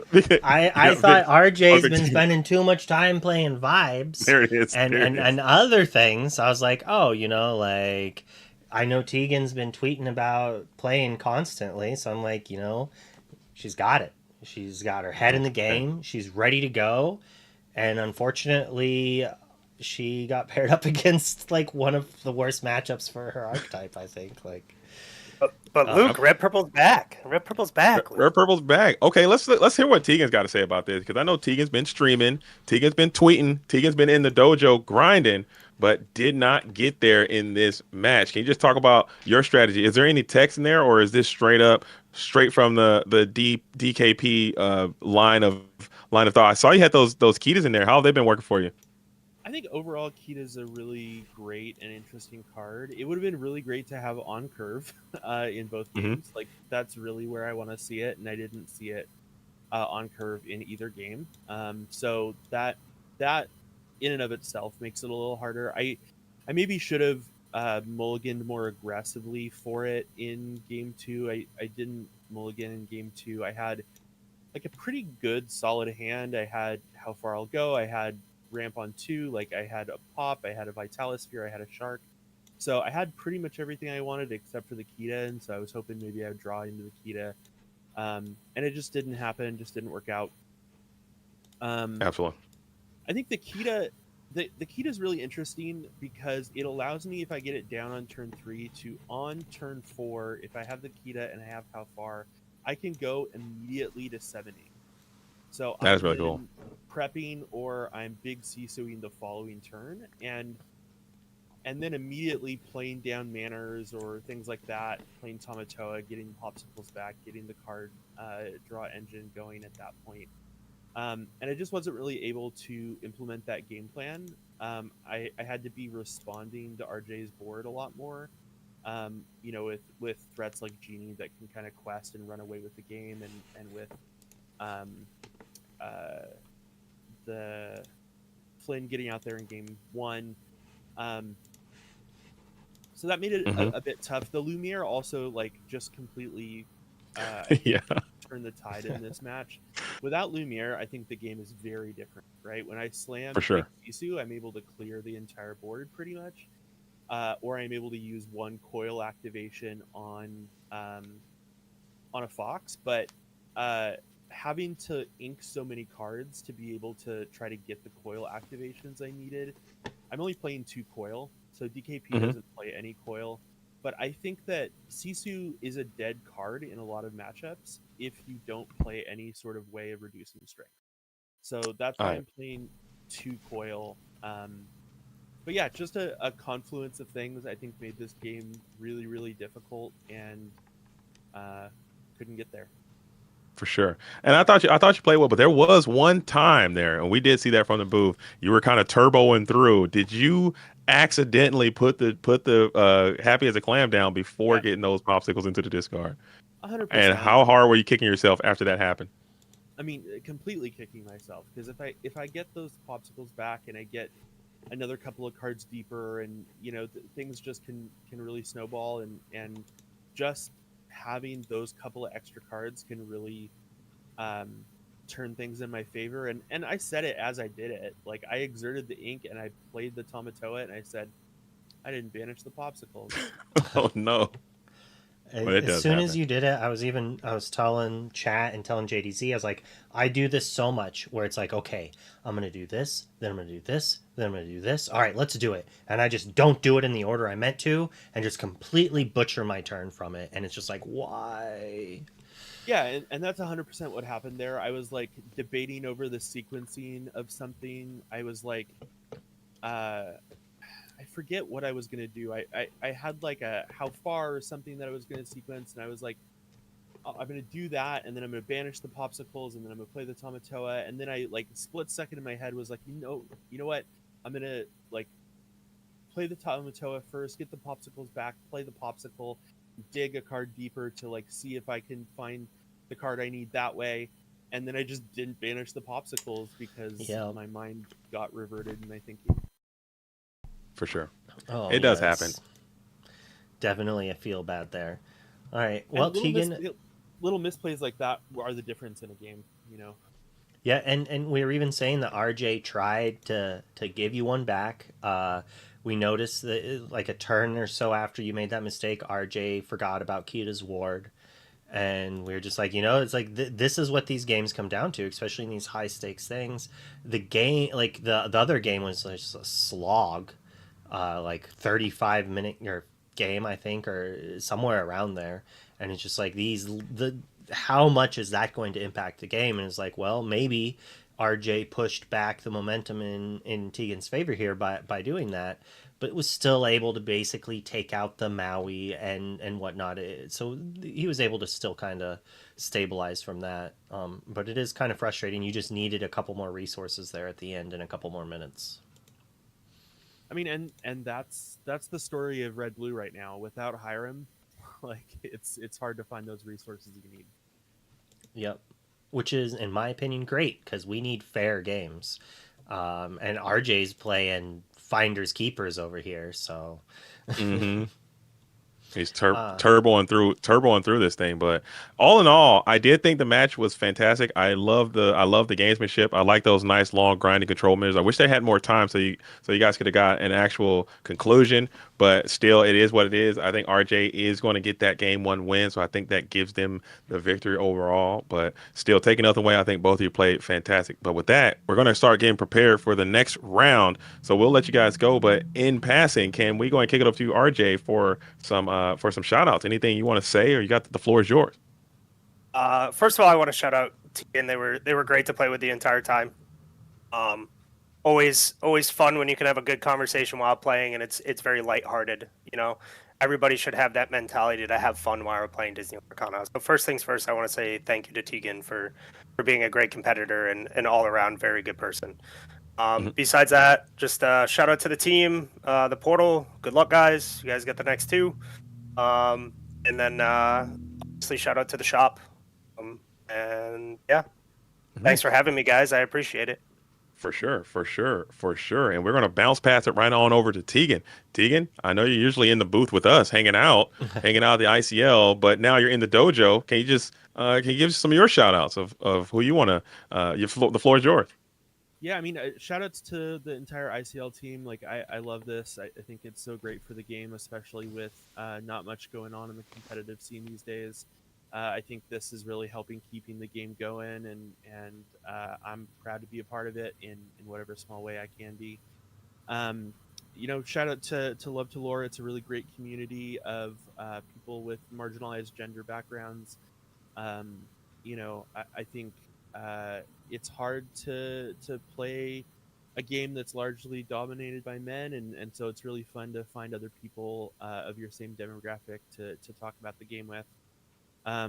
Shout out to the entire Bay Area. I think we've got a great community here. I hopefully will make my way up to Sacramento for a tournament this weekend. There's going to be a box tournament or case tournament, I think. And you can find me on Twitter. I'm always just shit talking on Twitter, getting into arguments about cards. Yeah. There's your one bad word, Tegan. You just used it. Yeah. You just used it. I do sometimes use some bad words, but I like to get into arguments on Twitter. You can find me there. I do stream on Twitch occasionally, so get in touch. Okay. All right. And that was RJ, and that was Tegan. I thought it was a great match. We'll let you guys both go and then get back in with your teams and cheer each other on for the next rounds as we're on our way. Luke, what a great match. What do you think? It was fantastic. Slog, just back and forth the whole way. It's what I want to see. I can't hear the Lukester. Okay, let me unmute myself. Oh, there, I'm muted. There it is. Well, there you go. No, now you can hear me. I was gonna say it was a great match. Obviously, we wanted a little bit more time, but we can't wait 2 hours. We have 3 matches to go through here, a pre-show and a post-show. So we do have to put some restriction on how long the matches can last. And like that was only game 2, right? Like another hour. From those who have watched the LCCC, there was that match that took 2. I had to, as a caster, I had to leave to pick my kid up from school because I didn't expect the 2.5 hour long match.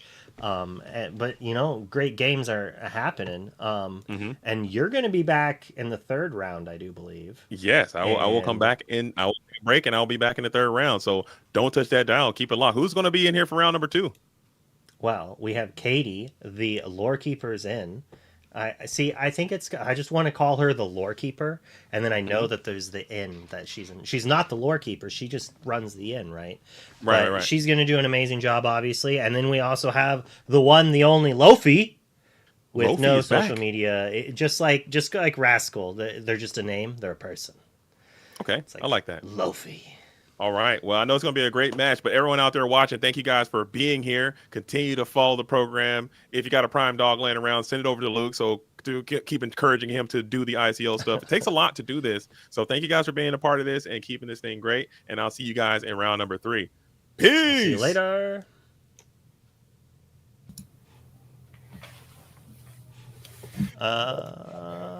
Katie, you're muted. I'm muted, and I said so many swears, guys. You missed them all though. Yeah, So they used them all up. Yeah. I did, but no, I didn't get used up because it was muted. So that's the good news. But welcome. I'm back. But Luffy, you're here and ready to go. So how are I you am doing here. tonight? I'm doing well. How about yourself? I'm doing pretty gosh darn good. Pretty good. Yeah. I am excited and nervous because there's one deck where people are going to be like singing the "Do you get deja vu" with one of these decks, but the other deck is different. It's a Ray of Sunshine, is what it's called. So, does that mean they'll be playing Ray Firefly? No, Ray Firefly is not in the deck. But how are you feeling about round 2? Are you excited to see maybe we can finish 2 games? Maybe as a little treat. I think this matchup we're going to finish all 3. We were actually talking about this in the last post show. You know, post Hiram, it feels like we're starting to live again after being terrorized by the rat, and people are starting to be like, Steel Song, I remember that deck, and we're going to see if it still pairs up as well as it did for Ruby Sapphire, or if Amber Steel Song has a bit more game this time around. Yes, you cannot go wrong with Amber Steel Song unless you play the wrong cards. And that's the problem with Amber Steel Song, is it used to be there was like 4 things you could do, and now there's 500 princesses and combinations and tactics and songs. So very, very, very excited every time I see that deck to be like, what are you doing? What are you doing? And I will say, I got a big old crush on this deck already. So I'm very, very excited to see it queued up, see how it performs. But I'm excited about the other deck too. My emotional heartburn, I won't give away the colors, but there was a color combination that if you talked to me a month ago, I probably would have started yelling at you. But time has passed and time heals all wounds, and I'm not as angry at the other deck. Yeah, I think everything has kind of level set after the recent bannings, and I think both the decks these players have brought have a little bit of spice. One's just kind of a new take on a traditional, and without spoilers, the other one is a bit more than a ray of sunshine. It's mini rays. Many rays of sunshine. Infinite rays of sunshine. So we are kicking it on over to the players here, which we got some very cool things here. We got Kingdom Hearts smiley face. Love that. Yes. And then we also have possibly a dog, some kind of quadruped animal or bipedal. We don't know. I think it was a dog. In my heart, I believe it was a dog. We also have the playmat here signed by Ryan Miller and Steve Warner. Where's Shane? All right. Could you not chase him? Was he too fast? He does seem like he could outrun me. So maybe that was the deal, is she couldn't get him. But either way, we're seeing the first card here, and it is, you know what, you love it. It's a Cinderella turn 1 on the play. Yeah, Pete into Cinderella, a classic start from this color combination, and we are going to see how Zach here responds. And another classic, Popsicle on turn 1. Yeah. And so I have them, whenever I play Cinderella and I have nothing to decimate with the song, I'm like, well, now what do I do? And I guess the answer is UQuest, but it is kind of a bummer when you play Cinderella getting ready. You're like, I'm going to mess up what you're about to do. And you're like, okay, that's how it's going to be. But either way, we're showing my second card that's being inked is my favorite card. So this card, a little gambling, okay? My Mufasa, my Oswald friends, and this is Mulan reflecting. If you don't know it, let me tell you about it. When you quest with her, you get to reveal the top card. If it's a song, you play it for free. Imagine it. It's so fun. Does it hit every time? No, it simply doesn't. But when it hits, I'm screaming. I'm running around the room. Yeah, we are very much looking to be high rollers in this matchup. And that Mulan, able to come down as early as turn 2, definitely a card that if played against me in a tournament, I'd be like, let me read that. I need to see what that does. Yeah. So, I mean, it's definitely, we see all the princesses are coming out here, although we do see an evil queen, which also says to me that this person They're living. Baitlin. Can I call you Baitlin? Batlin. There we go. Batlin is kind of playing all the angles here of like, am I going to shift my princess? Am I going to shift my Mulan? I love it. I love it so much. So hopefully there's some other shift surprises in here. Yeah, Batlin is over here battling, and that's as far as I got with that one. Okay, I was ready. I was excited. I was like, wow, here he goes. And then we stopped, but that's okay. We have a whole match to go. Yes. She's we'll think of battling the something. odds. Not yet, because we don't see Mulan. Come Oh, on. To be okay. fair, I played Mulan and I didn't hit Song so often that I quested with her without even thinking, and I got a whole new world. I was like, I wasn't ready. And I hadn't quested my baby duck yet. So then I was like, I ruined everything. I just forgot that happens. You're allowed to get. And here we see it. Is she going to do the chaos maneuver? It is an option. We are going low on cards in hand here. And a very important note is the Ruby Sapphire list so traditionally can ramp up their inkwell to the point where if you do play a whole new world, you're kind of just refilling their hand after they jumped ahead of you. But we do see just a quest. Yeah, and that's one of my favorite chaos maneuvers is the commanding presence shift line, because it's just, is it a good idea? Is it a bad idea? You don't know. So this says to me, she either doesn't have a whole new world, or she's like, listen, I like gambling, but I'm not crazy. Because you are gambling. Like you said, I mean, filling someone, a Ruby player's hand with literally anything, it's always the things you don't want.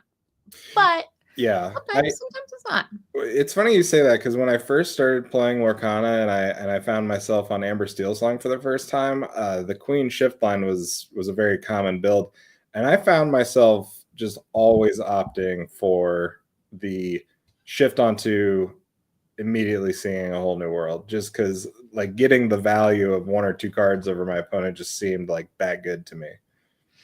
Yeah, and I mean, it's just anytime I can say, guess what? I'm in control here. And by in control, I'm going to make you, we're both out of control a little bit.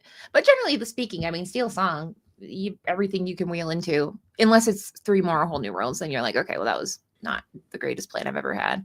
But either way, we do see that Super Goof being inked, which is kind of a bummer. That's kind of a fun card to play, the burn style, which is not a sanctioned term, but we as a culture have not decided what the term is for a deck that slowly, incrementally gains lore.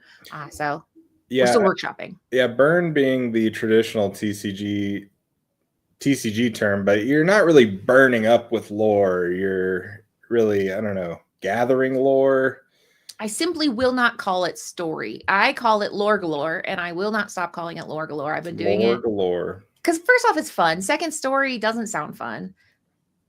I'm sorry, Ed. I don't want to fight with you because technically whatever you say is true, because you could bludgeon me, but not one, but two trophies. However, I like Lorthel and Lore Galore, and it's probably because I'm a silly Billy. But either way, we will go ahead and see what she decides. And inking that World's Greatest feels bad here, because that is such a fun antidote for that, for all Mauis of all flavors, shark ones, ground ones.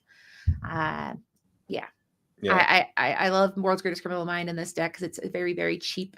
Okay, people are saying I don't care, I don't know about Lore Galore. Well, you don't have to, because I'll do it for you. Lore Galore is definitely a good deck name. I might roll up to set champs with Lore Galore. I think it's fun for a deck name, but I do think as a technical one. But I'm not calling it I have a story deck. It's all a story. Oh, here we go. So now that World's Greatest Criminal Mind is suddenly burning. It's hot. She can't touch it because she's like, maybe it means she has 2. Let's hope. Yeah, I mean, I am in my heart of hearts hoping that we are building up to some big song tempo play here on the side of Batlin. But so far, the princess and the queens are having a quest off. They are telling their story, as the chat would say. They are. It's not history. It's her story right now, and it's just, I will quest forever. I don't know what you're doing over there with one popsicle, but I'm gonna keep doing this over here. And yeah, that Zeus is, I guess makes it a little easier to ink World's Greatest Criminal Mind when you say, I got a long game Zeus. I'm feeling quite good right now. Yeah, and it's totally possible to have a hand that lends well to this game plan of, I am just going to quest with these 3 ladies over and over again, and I'm just going to keep removing whatever you have. Now, a fun thing that I haven't had to think about in a long time, because we all collectively said queen bad, done with queen. But she's got a very cool power, which is the who is the fairest. So whenever this character quests, chosen opponent gets -4 and the other one gets +4, and its chosen character can get +4, which means you can go. I'm sorry, I'm leading you. You can. What can you do? You can target with World's Greatest Criminal Mind. I don't know why I was acting like we're in class. You don't have to respond to that, but you can use it as a cheeky way to get rid of a character, pump them up, and play World's Greatest Criminal Mind, which I think is such a fun play that people don't talk about enough. Yeah, the synergy there is great, and hopefully we do have something for this Maui half shark, and we see the baby Mulan come down to take an extra look at the top card of the deck, see what we want to keep in our hand, and Rapunzel goes to the yard. Makes me think she's about to wheel or something like that. I don't know. No, but we'll see. We're going to start eating away at that shark boy and put 2 damage on him. Got to open that little baggie of dice. I always think it's fun when people pull out their little baggie of dice, especially because I think about the time my dog swallowed a whole baggie of dice, just all 6 of them in one bite. And she's small. Was it still in the bag? Or it was in the bag, because the vet was like, don't worry, she'll pass them. I'm like, what if I told you it was 6 dice inside a bag? So we did have to retrieve it, unfortunately. But yeah, the board is looking exactly how you want Steel Song to look over there. I mean, yes, there is a shark that is coming right for that Cinderella, but it's not the scariest thing in the world, especially because the minute that shark turns sideways, if they don't have an answer, which they can't play actions, that Cinderella or Mulan or Pete can get pumped up by that queen, and goodbye shark bait. Yeah, so the shark is evasive. So we can't straight up trade. I need you to know that something happened to me. I must have been hurt. Like someone must have hurt me, because I physically can't see that the shark is evasive. I was in a tournament and I literally was like challenged. They're like, please stop saying that. You cannot. And I don't know. I'm worried. I need to see a doctor about it. But I do want you to know, I wholeheartedly agree that there is nothing evasive about a large half man, half shark swinging a fish hook around. Now, the fish hook does canonically give him flying powers, and he is jumping. He says jumping as if to say, "Waha!" But my brain deleted every time. So apologies to everyone. I'll donate $1 to a charity for my transgression here. But yeah, it's a problem that I cannot remember that. But either way, somehow he's feeling a lot better knowing that he a big boy. But she's doing some math here and seeing if there's anything. Perhaps there is something she can deal damage with, or perhaps she has the same condition I have where you can't remember. You don't know. We'll find out. Yeah, notably Zach finding the loophole to Pete's ability being large Sisu. There was the evasive check. Okay, so something's happening. People named Caitlin everywhere are struggling. Every day a Caitlin you know is hurt with the affliction where you can't remember a Maui shark has evasive. It happens to people every day. So now we see her go, okay, well, I guess I'll go fishing and find something cooler to do with this. But I like that. I like to think she did that to make me feel valid for making that mistake. And there's the world's greatest criminal mind we've been talking about. Now, It is interesting to note that Zach only has 3 cards, and without Hiram, the amount of cards they'll be able to get is not that significant. So we might be in a situation where it's not even in Batlin's best interest to play a whole new world unless they have pretty much the game locked up the next turn. Yeah, now she can afford to be a little bit more patient. Seeing 1 shark was frustrating. 2 sharks, pretty frustrating, but now she's got an answer. And I guess the Pete didn't want to sing that. I don't know. What are your thoughts on why Pete didn't sing? Was he just played that turn? No? No, Pete was the turn before. Ariel was the 3-ink this turn, possibly wanting to save it for the next turn. I guess the shark might trade in. Both of these characters trade in with the queen, so maybe letting one trade and then following it up with the world's greatest criminal mind. Now, okay, so she does play he does play develop your brain here, which makes sense. I think she put up Pete to say that's an old Pete. I know it's upright, which is confusing, but this is old Pete, not a new one. So develop your brain. I'm gonna go ahead. So yeah, this is Why? I don't know. I would have been a little bit more, not like I hate being like, well, I would have, but I mean, I don't Right. want to see the shark doing anything. I don't want them to draw more cards because as we see, we got Develop Your Brain, How Far I'll Go. I would have been very excited to say, one of you got to get out of here. You're freaking me out right now. But now we see Ruby Sapphire doing what Ruby Sapphire does and just kind of digging and massaging their hand until they get all the good stuff.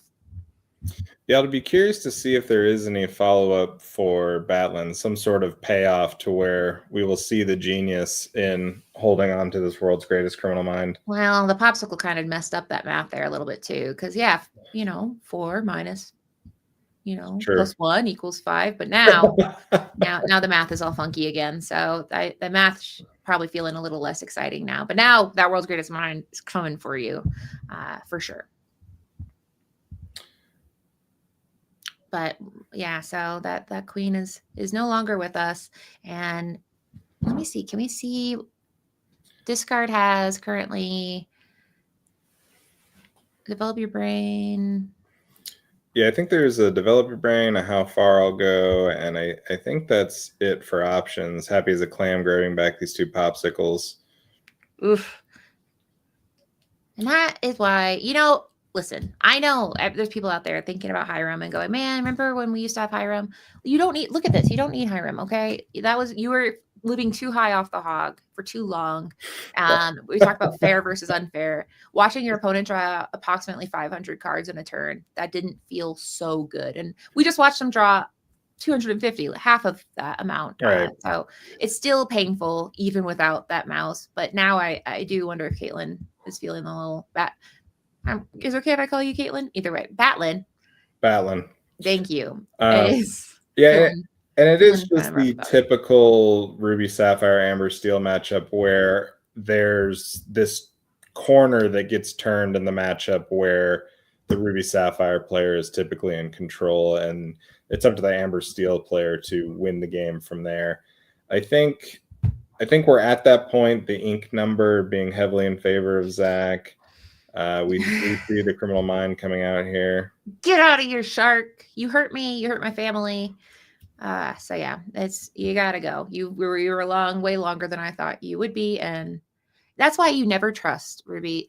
Really, any Ruby deck. Ruby with anything, don't trust it. They're gonna do something that's gonna hurt you emotionally and quite possibly like forever. You'll have to take time to get through that. Yeah, it would be interesting to look back at this game and see where that originally inked World's Greatest Criminal Mind might have got us. We might have been able to chain together the Rapunzel with no healing powers activated. She does have aura because she is a set DLC Rapunzel. So that counts for something, but also not much because you don't get to draw cards. It's truly a body, and all it takes is a sisu, a brawl. A lot of things can really, really hurt that poor golden-haired woman.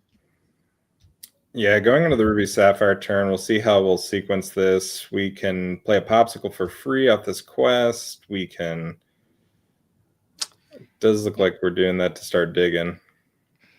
Yeah, and it kind of feels like, it's that kind of stalled engine where your plane is taking off, and Batlin was really taking off with good speed, and now it's just like the engine. You hear it kind of going, oh, okay, I'm still here, but I'm not falling. But we are one devastating play away from falling because we know that there's things like be prepared. It's a pirate's life. Let it go. It really is. It's choose your poison here, and in this case, it's just a dragon.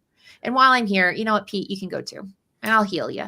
Yeah, that big Sisu did just come down here, and as I saw Rapunzel and Ariel, you could kind of tell they were looking at each other, being like, "Do you feel safe?" And they're like, "I don't really feel safe right now." I'm in danger. Yes, so much danger. Yeah, I do traditionally really love to make the joke that Pete is left there standing T-posing sadly, but in this case, not even that. They say, "Get out, all of you. I'm going to be prepared without having to do be prepared." So it kind of hurts. Usually, sometimes a Pete gets to stay there as like a memento in the devastation, but not now. And so now we have one Cinderella, which is also pretty stressful. She can't do a lot by herself, but she could become something else next turn if perhaps she gets something to ink and then also has exactly the card I'm thinking about. Yeah, we will have to see where this goes because as it stands on board, Zach has a 2-turn clock on Batlin here, 8 lore on board. We can story on up, climb hear mini you. stories. I don't like it.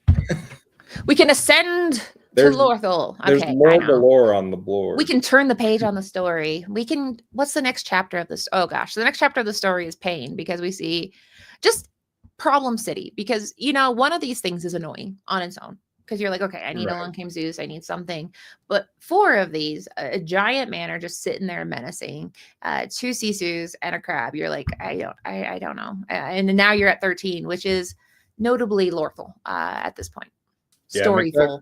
McDuck Manor not really blending with the rest of the neighborhood. We do see a Zeus taking out one of those dragons. Still have to do more work though. But she's gonna go ahead and play it out. Yeah, we are not done yet. Now 1, 2, 3, 4, 5, 6, 7. Yeah, I was like, am I not good at math? But yeah, that I was like, but yep, that is unfortunately the story is over, or is it? Because there's a McDuck sequel. Manor, Yeah. So it was a really great start, but I keep thinking about that. Man, if that shark could have been gone, but you don't look backwards, look forward. Yeah. She's on the play, and traditionally, when you get a good start, I'm trying to see, is there any ducks who wouldn't run a duck? Like you'd be crazy not to run a duck in an Amber Steel deck. So, yeah. So I've been converted. You guys got me in the chat. He's got story. The story has been told. I don't know. I'll do it. I'll try it out. A story of, oops, the shark got me. That's the story. It's called Jaws. Yeah, and I don't know. My key takeaway, if I was battling and like coming off this first game, is just keeping the tempo that you had in the start of the game. Because if we could have had just one more turn with the girls telling their story. Yeah, I think I made the herstory joke, and at that point, the table Herstory, turned. yeah. I shouldn't have done that. That was actually, I'm sorry. I'll say sorry in the post interview that I said I made a really bad joke. The North American Continental Champion Ed said that I should call it story and not Lorthal. This is all me, and I'm sorry. Well, like you said, Batlin's on the play again. That last game is herstory, and we're just gonna start anew. I do like when people do believe in like jinxing that I like, because I'm like, man, that'd be so cool if I had that much cosmic power that I can alter the fate by just saying something. When meanwhile, I can assure you, my magical powers have not done anything cool. Apparently can only hurt people far away in a card game, which is like, man, I should re-roll my magical power dice. The caster curse. Yeah, which, trust me, that's not a thing. Because Skylar, people said, don't interview Skylar. Guess who interviewed Skylar before his final match, and he still won. So you can't be jinxed if you I don't know, do whatever, be confident and say, Katie, don't jinx me. Jinx or no jinxing. Yeah, everyone's got a little bit of superstition. I mean, Katie, what, like if you spill salt, Oh, I do throw it over my left shoulder because I can't handle the accusation. I kind of look like, I look like in the middle of the night. If you saw me, people would definitely say that's a witch. So I have to be very careful to beat the witch allegations. I made an effigy of a poglet. It's rough out here. I got to be careful. Poglet effigy. So we're going into a restart here, and this is what I want to see. You got the Daisy. Daisy, I need you to do work here. Daisy's the ideal first date, both for any sort of aggro player along with Donald. So yeah, and I mean Daisy can put in a ton of work against Ruby Sapphire because you don't really have much he can do for a while. There might be a brawl if everything goes his way, but we're gonna go ahead, develop your brain, ink a pirate's life, and pass. So Daisy's safe for at least one quest, but will she hit something painful and get revenge for her fallen princess sisters? Yeah, the downside to Daisy sometimes becoming an upside. We'll have to see what kind of build Zach is working with. These Ruby Sapphire lists have so much potential. They can have items, they can have songs. And we'll have to see if the actions in this deck extend to Brawl. And there is a Pirate's Life going straight that's to the sound bottom. You make. You go, I don't know how bad that sounds. Sorry, chat. That sounded bad. But that's the sound I make if I was playing Ruby Sapphire, which I would personally never. But either way, let's go ahead and see. She plays a Cinderella, passes. So this is a much more comfortable to start on Batlin's side. Yeah, hopefully we can round this out. Another sail. pretty much running back game 1 for Zach here. Which, I mean, yeah, I mean, this is, you cannot play Ruby Sapphire unless you are a patient, meditative player. You have to say, listen, I know you're going to do stuff over there, and I know it's going to be scary, but you have to believe in your deck. And last game we saw, he believed in his deck, and it worked. So Yeah. I think they're on a different level. I could never. I need 4 daisies by turn 3, or I can't. I scoop. Yeah. Ruby Sapphire players, they really like to live on the edge. They want to be at the point where if you tell them one more story, they are done. Yeah, don't. If you tell me one more story right now, and that's when you go, I'm sorry, I have an appointment, and you just keep walking. But here we go. We see her grab a whole new world. Wow. I mean, so this is a much more aggressive start. So here we go. Let's see what Daisy goes ahead and grabs as a little treat this time. Yeah, and now with Ariel on the board, Zach has some decisions. Even if he does will a brawl into his hand, we have to see. Oh, Maui. Yeah, I'm gonna be looking to send him to a whole new world if I can. Send him to. I don't know. That could. Yeah, I'm gonna. Yeah. Either way, we're trying, guys. We have to keep batting. We can't. But either way, sorry. In the chat, I was like, I wonder what they're talking about. Skyrim. All right. So anyway, I will go back. I was like, it's just. Yeah. But either way, we see the singers being held back because at this point, no use questing with a character that is that fragile. So in this case, we see Cinderella staying upright, getting ready to maybe sing a whole new world, sing some song right after it. Just keep your options open. Yeah, we want to spend as much ink as possible in a whole new world turn. That includes the, quote unquote, extra ink that we're going to see from the singers. And Zach here doing what Ruby Sapphire players traditionally do in this matchup, which is ink up and, hold on for dear life. Because if there's no answer for this Ariel, we are taking a ride. Yeah, but that being said, I mean, he hasn't played anything super cool yet, so maybe he's like, do it. He's like the Shia LaBeouf meme, where he's just saying, do it, and he's trying to use up as many resources as he can, get through this hand, because he's like, listen, if you want to, I'm not mad. And that's kind of the psychological warfare of playing Wheel and Whole New World is you have to be like, do you want me to or do you not want me to? Because if you want me to, I don't want to do it. Like nothing is more devastating than playing a whole new world and your opponent going, thank goodness. And you're like, don't put that on me. I don't need to know if you're happy or not about this wheel. You just be quiet, please.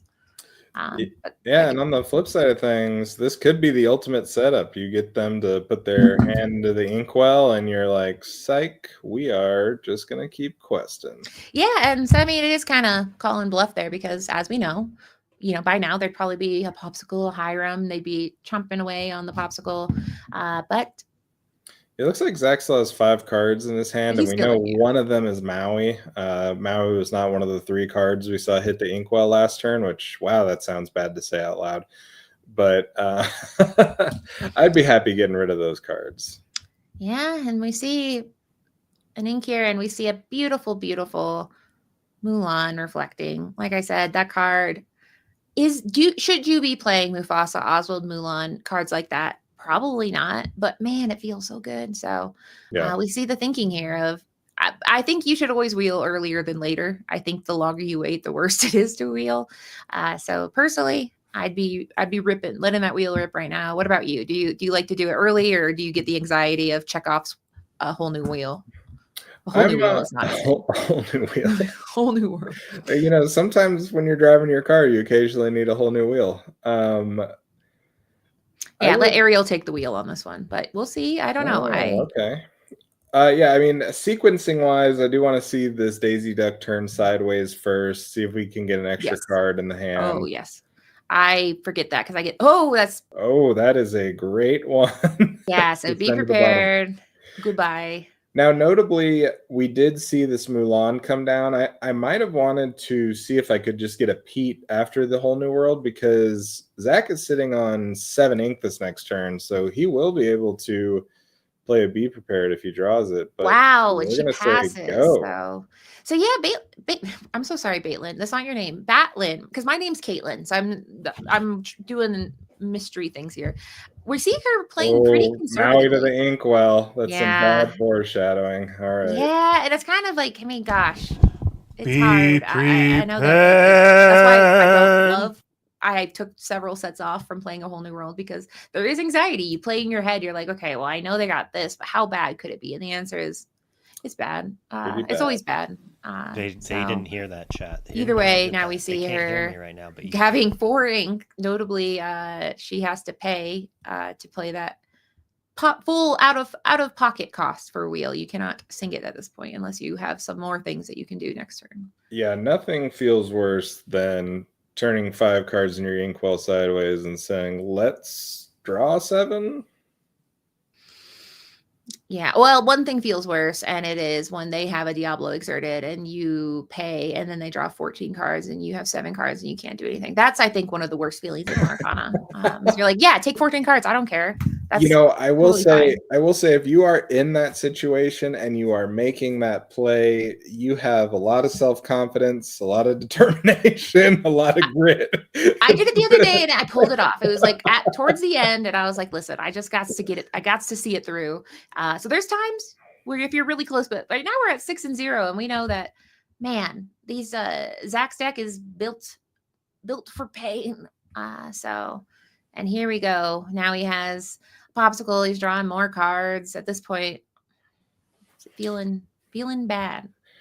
Yeah, I spoke about how the Ruby Sapphire list turns a corner in every game, and I feel like we are well beyond the corner. That be prepared on 7, well, not even 7, the be prepared on, what was that, turn 4?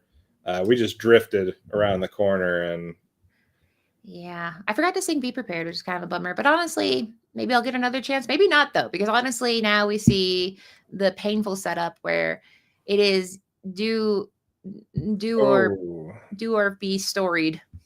That doesn't work. But either way, here we go. Pete and 2 damage on the shark. yeah, and draw a card. So just trying to stabilize here. And Pete will help stabilize a little bit. It'll make it where, can't do anything too cool, but he doesn't really need to right now as he draws card number 4 and sees which direction he wants to take this. And another shark. A shark. Another round of sharks for the table. Yeah, this is not the place you want to be if you're the Amber Steel player. I do really think it came down to that turn where we greeted the whole new world a little bit. We almost ignored value on the table and said more.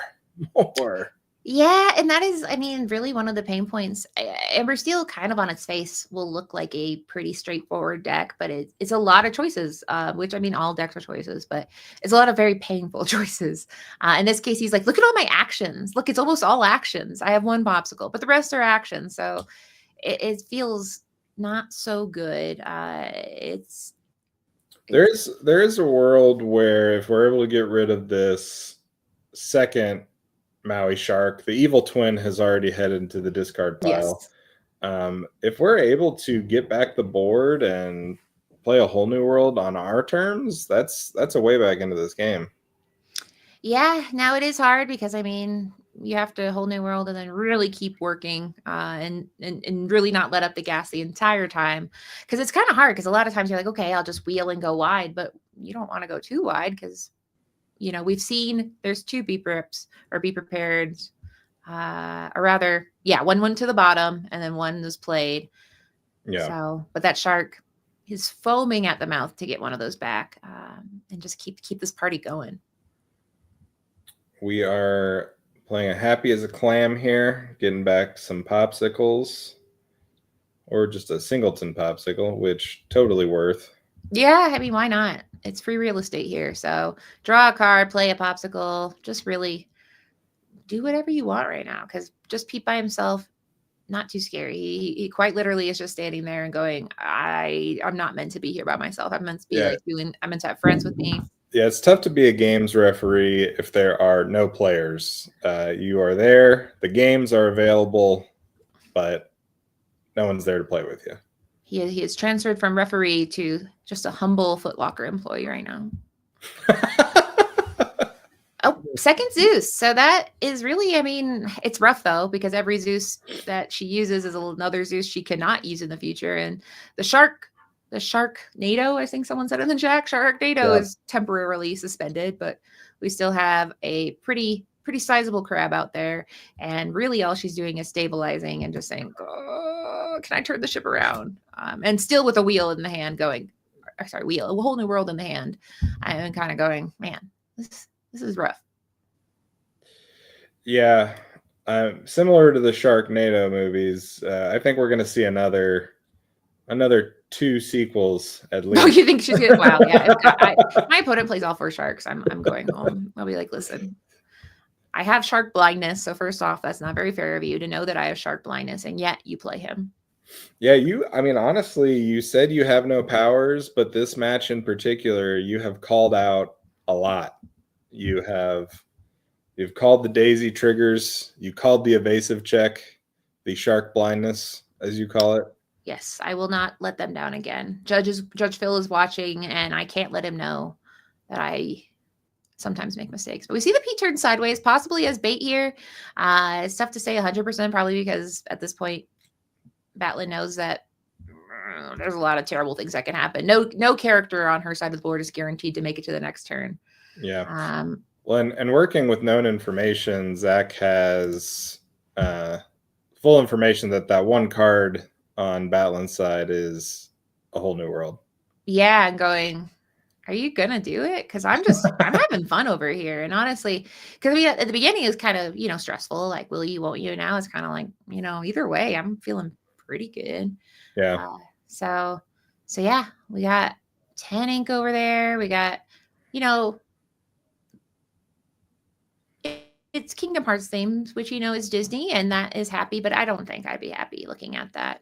I think I'd forget about how much I love the beloved franchise and be like, you know what? The third one wasn't that good. It was all cutscenes. I'd start talking trash. I have never partaken in the Kingdom Hearts, so I'll take your word for it. Do it. The plot is really easy to follow. Yeah. It's very straightforward. Maybe I'll just watch all the cutscenes. I don't think it'll make any more sense, unfortunately. It's a movie there's a game series that's Vibe City, because you start thinking about it, you're like, listen, you got to watch 10 YouTube videos, and then you're gonna maybe. So here we go. Okay. It's the wheel time. I don't want to say do or be banished, but we do see a whole new world in there, or not whole new world. My goodness, be prepared. So that's be prepared number 3. There is another one on the bottom, so it's not gone. It's just coming back from the bottom to the top. So it might take a while to get that one there. So now Batlin can not go too wide with two ink, but she might ink and then play something and say, please let me get back in this game. This has been very not fun for the past few turns, despite the fact that Zach has had probably a lot of fun. That's the reason I really can't play Ruby Sapphire myself, because in either of these players' shoes, I would be absolutely miserable. Well, and it's kind of crazy to think that, look at how much ink Zach has. Look how many cards he's played. He's at 2 lore. Like, this man has been playing his hardest for, since this game started. We're at turn 8 or so, and he's not scared. He's fine. But still has 2 lore. It's kind of crazy to think how little happens in the early game of this deck that is still pretty oppressive in the meta. Yeah, notably Ruby Sapphire, the Sharks get back actions, the Tamatoas get back items, but once you get rid of all the characters, there is no way for this deck to win.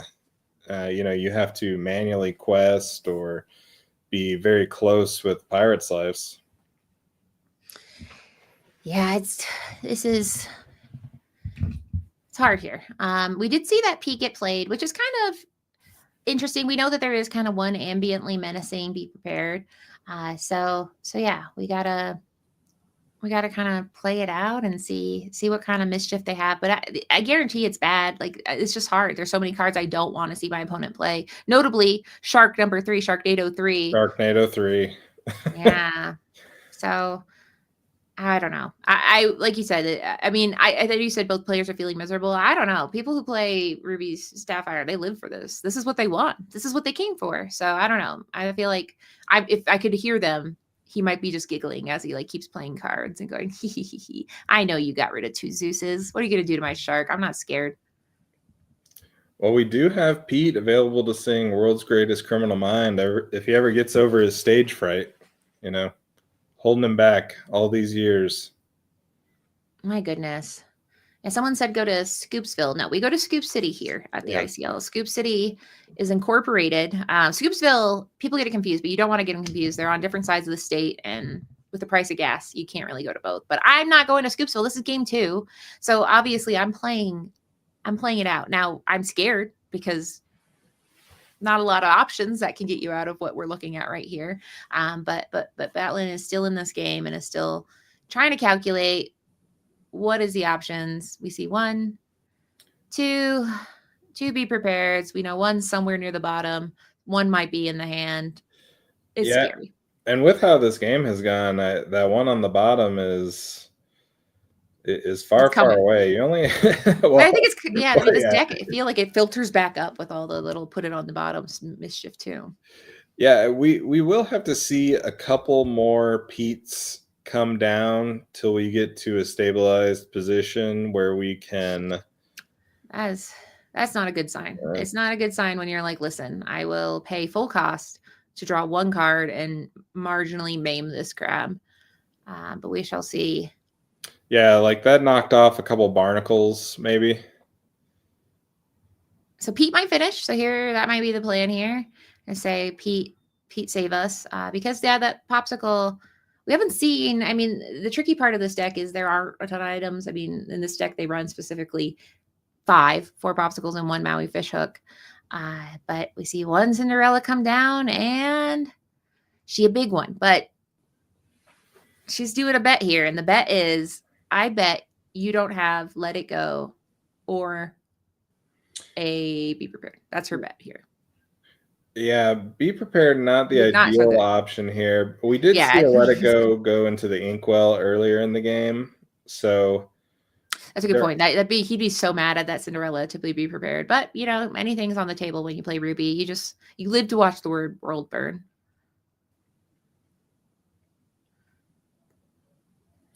Yeah, Hiram's banned, but you wouldn't know it by the size of his hand right now. That is ample ink and cards and board state. You know, I think one of the topics we've talked about on the post show before is, you know, playmat, board state orientation. And I can't, my eyes are following this Grandma Tala that is trying to escape the Kingdom Hearts. She is almost there. That's the real story. We talk about story on the board. What's the story? Where is she going? Is she leading a charge? Oh gosh. Okay, so you did it. 4, yeah, I did that one. Yeah, you did it. So congratulations. Not congratulations if you're Batlin, who's saying, honestly, why me? And there's that Let It Go. You did that one. Okay, so listen. It's a heavy burden to be psychic. It's not helpful. It's never benefited me. It's only hurt Batlin. So think about that. Imagine if your magic power was only hurting this poor Lorcana player. You can only conjure up bad situations. Bad situations for 1 Amber Seal player specifically. Oh my goodness. So yeah, that was the answer. And the answer was pretty loud. It was, she worked really hard for that. She did everything she could, and yet she turned into ink. So, I mean, that is the positive, is now, my gosh, she's got Ink City. However, if we look on the other side of the board, we have 1, 2, 3, 4, 5 on board, and then any actions in his hand, just the shark goes, and turns him into story. Yeah. I'm trying. Is it Chi-Hu? Is that the Chi-Hu, yes. Chi-Hu. They hit him with the Chi-Hu, which is, you know, probably Daisy. I think it's too late, but I'm glad you're here because these are famously vulnerable to dragons. But we'll see. We'll see how long these daisies hang out with us. Oh, all right. So okay. She's 1 for 1 with these sharks and Zeuses. So that's the good news. But the bad news is, do you have one more? Because we have another shark just sitting there. I am going to throw some panic in the chat because we're gonna need a bigger boat, I think. Yeah, those daisies. If he slaps down, the fact that he just made that pile makes me think, no, okay, he's not going to slap down a Sisu. I was so scared, but he might. Now I'm scared again. Yeah, I'm scooping. Bye, guys. This is it's hard because I mean we've seen Batlin really hang in here and have answers, but the fact that every answer is then answered. So someone in the chat said, "Is she running wheel?" And yes, she had a turn 4, where she had wheel. She played Mulan and said, "No, I'm not gonna wheel." And I don't think you should ever do hindsight because honestly, I don't know. That's why, but I do think that'd be something where I'm like, because at this point, do you have be prepared but steal? Steal prepared? Yeah, I'm prepared to steal one of your cards from your discard and play it. So now it's wheel, the card that's been with her this whole time, a family heirloom at this point. So let's see. Now there's a world where she plays a whole new world again and then decks him, but I don't think that's going to happen. So yeah, that's the emergency backup plan. I didn't quite catch what went into the discard along with the whole new world. It looked like another whole new world, but that looks like more than I didn't know if that's when she played. So I'm sorry. I thought that was when she played. It was but we'll see. I mean, there's not a lot of other options in her deck that can truly deal with all of that over there. We got 1, 2, 3, 4, 5, 6, 7, 8, 9 on board, and a cheeky little Chihu lore just floating around. So, yeah, knowing that she just hasn't absolutely ripped that whole new world makes you think that it's a bad situation here. But not that the whole new world is the answer, because it looks like he has more than 7 cards. So honestly, that's just me going, I don't know. Is this something?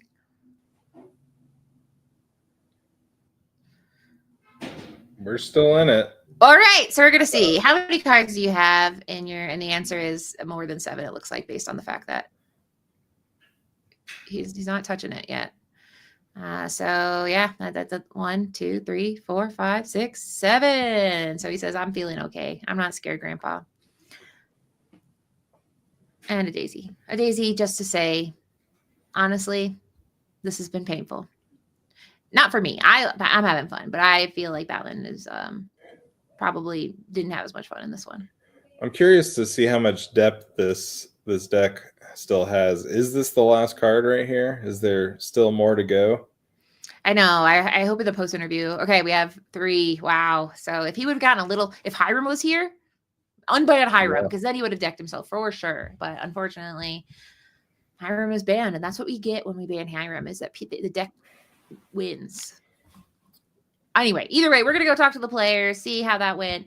That was definitely painful to experience watching Ruby Sapphire just kind of have a whole meal. But let me click the button, stop stalling, and get on in there. Click the button. A whole new world early. Yes. Off the clean ship line, it would have been a completely different game. Exactly. It looks like you guys are already beating us to the interview questions of that was a game of will she or won't she? And so we'll start with you, Batlin. You had some really frustrating choices to make. What are some of the moments where is there anything that you're like, oh, that was stressful? I mean, I imagine all of it, but any moments that you wanted to talk about? I think I should have wheeled with Ariel. Definitely regretting that. Will she or won't she? 100%. Yeah, and it's hard, right? Because I mean, you never want to feed the opponent's deck, but in that case, yeah, it always feels like when you don't, they're like, good, I have all the good stuff. I was actually curious when you used Daisy to quest on that turn. We saw Be Prepared be put on the bottom of the deck. Did that give you like a false sense of security that made you think I can wait a turn? It did. I kind of was like, I was thinking, I'm like, is he running B prep? Is he not? And then I saw that, I'm like, okay, he definitely is.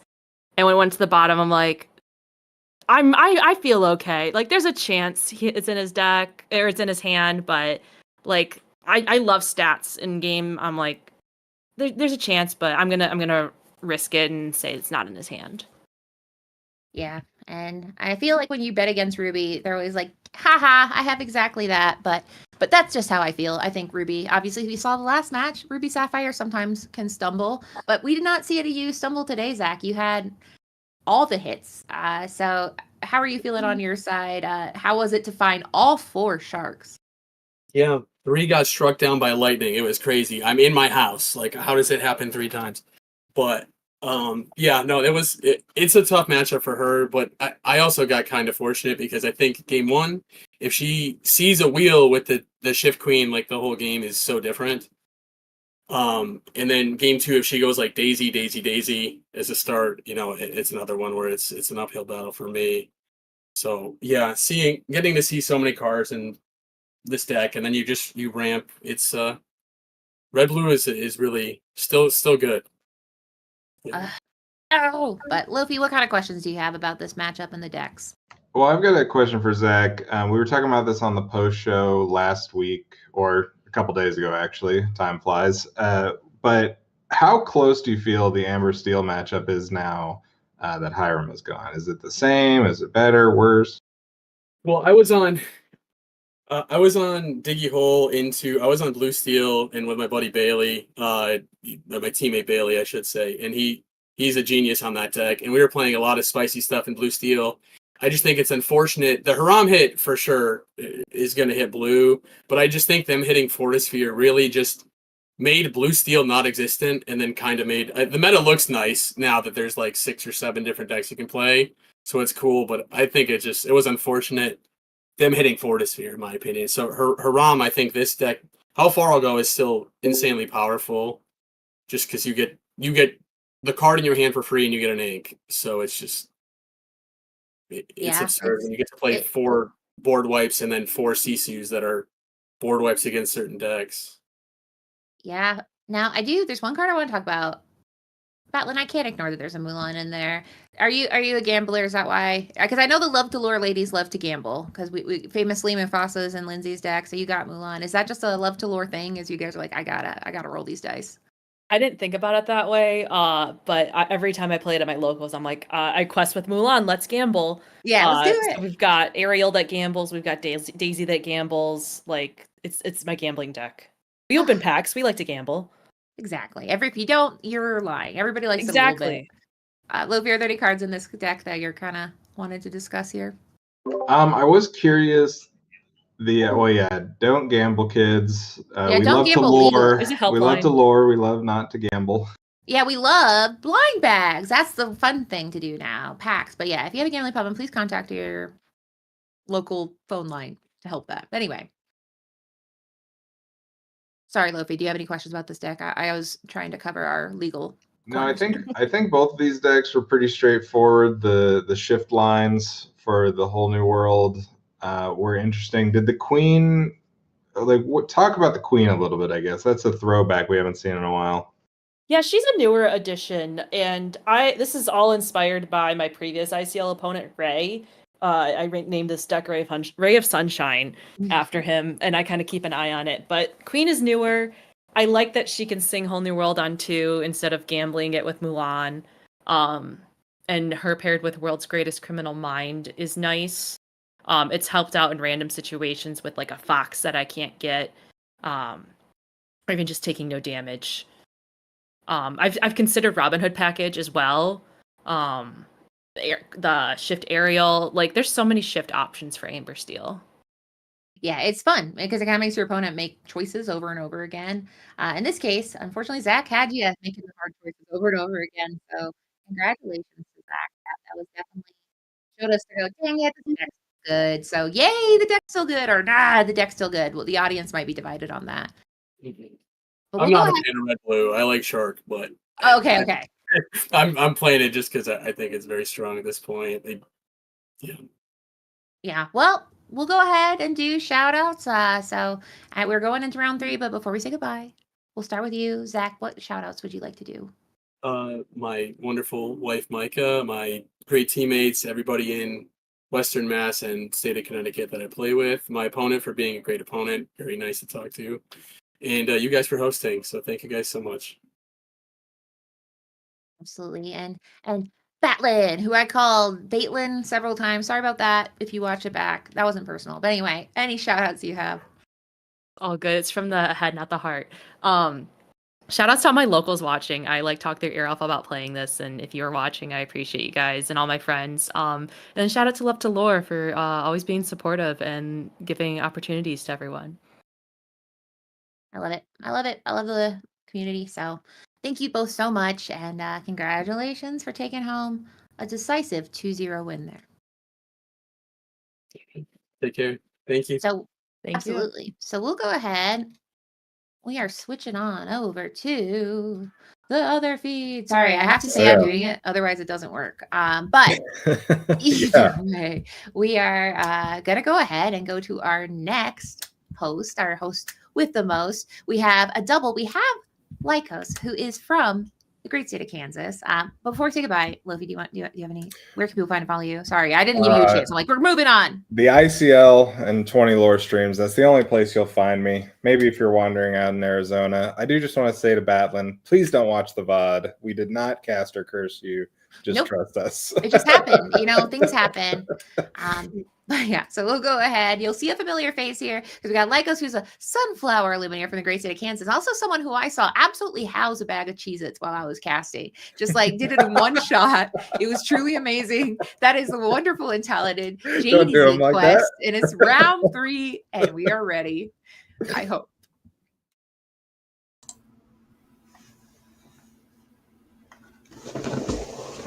I didn't know you could see me, Katie. I forgot that I had to unlock full capabilities of my brain. I was doing some work here off to the side, and we got it done. Cheez-Its didn't stand a freaking chance. Okay, but we got Lycos.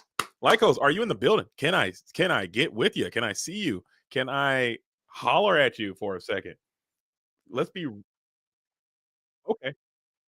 Oh, there we go. I got you now. We're coming in live. How you been, Lycos? It's been a long time since we had a chance to chop it up in the booth. It has been a minute, but I've been good. Just grinding away, getting ready for the Lucky Llama this weekend, but excited to see these games today and Friday as well. Are you going to the Lucky Llama? I know Bro Hamilton is going to be there. You're going to be there as well. I will be there. Guess what? I will also be there, and I look forward to meeting you in the flesh. So it's going to be a great tournament. I'm excited. I'm ready. I'm going to be locked in. But before we get there, we got to get through another night of the ICL, and we got another action patch. Max, have you been watching in the green room? Have you been seeing some of these matches go down? Oh man, I have been watching. I'm not gonna lie. I'm glad we're not going to be watching Ruby Sapphire for this round 3. I thought it was dead, like Ghost. I thought it was dead. I thought they said it was no more. Hiram got banned, and it seemed like everyone wants to pick it up. Shark is the next problem, it seems. But still, I think the matchup's not as bad as it used to be. But still, come on, let's get something else in there, huh? Let's get another deck in there. Let's get. I agree. I am loving Amber Steel, so I felt sad every time I see Ruby Sapphire. Oh, you should be feeling good. Amber Steel seems like it's in a great spot right now. It's not a bad spot, but looks like we're starting off over here with Megan inking and playing a Merfolk. The cursed Merfolk. So we got a little bit of Emerald. We haven't seen any Emerald tonight. Maybe this is the Emerald Amethyst deck. I think that deck is also in an okay adjacent spot in this meta as we kick it over to the Coffee Bean, aka Alex Coffee, who is playing with that green tint. I like that. A little bit of green on green as we ink the Bruno and bring out the Diablo. So maybe it's the mirror. Thoughts on the mirror of this? I would love to see this. I think this comes into playing depending on what they have, because obviously green can have muses, it can have a lot of different things, discard versus just all characters. So I think it will be interesting to see what we end up seeing here. Absolutely. Let's see how it plans out. As the chat is saying that Alex is playing from the moon, apparently. They're coming in from the space station orbiting around Earth. That is why they have that green malaise on their camera. So shout out to them. Thank you for your service and your astronaut duties. And how are things in space? As we ink the Hypnotize, play the Ursula. Let's see if it's going to hit. And it will, actually. A sudden chill. Man. You had the sudden chill with the Prince John line established. You also could have shifted that Diablo if you wanted, but probably elected not to do so. You still can this turn if you feel so inclined. So this match could go a couple different ways, because I know that this green amethyst deck, if it is even amethyst, we haven't saw the other color yet, how it handles against a Diablo. We'll see if you can clear it, but I'm shifting here for sure. What would you do here? Definitely shifting, right? Because and then I don't know if he had a turn 2 play. It looks like he had the Ursula, but let's see if he has something else. We did see the hand. I didn't quite recall what it was, but inking that Ursula, and then we are going to pitch the Prince John in order to clear out the Cursed Merfolk. So Diablo coming in, doing a little bit of combat, and electing to remove that lore off the board early, and then drawing some cards, not missing that trigger. So Ursula seeing sudden chill. So we do have a little bit of discard situation. I still don't know the other color yet.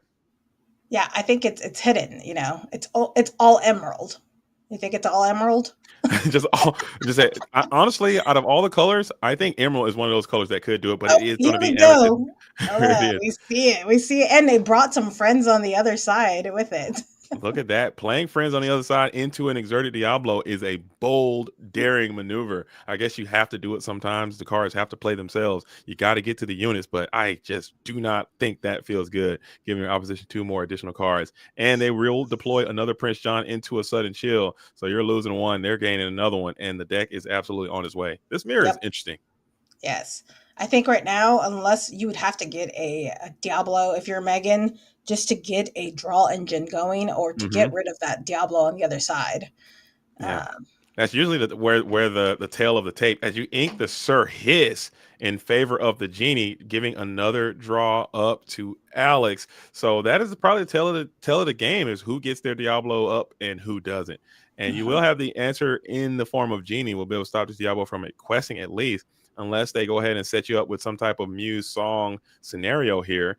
That would probably feel awful, but I don't know if they're all on Muses in this deck anymore.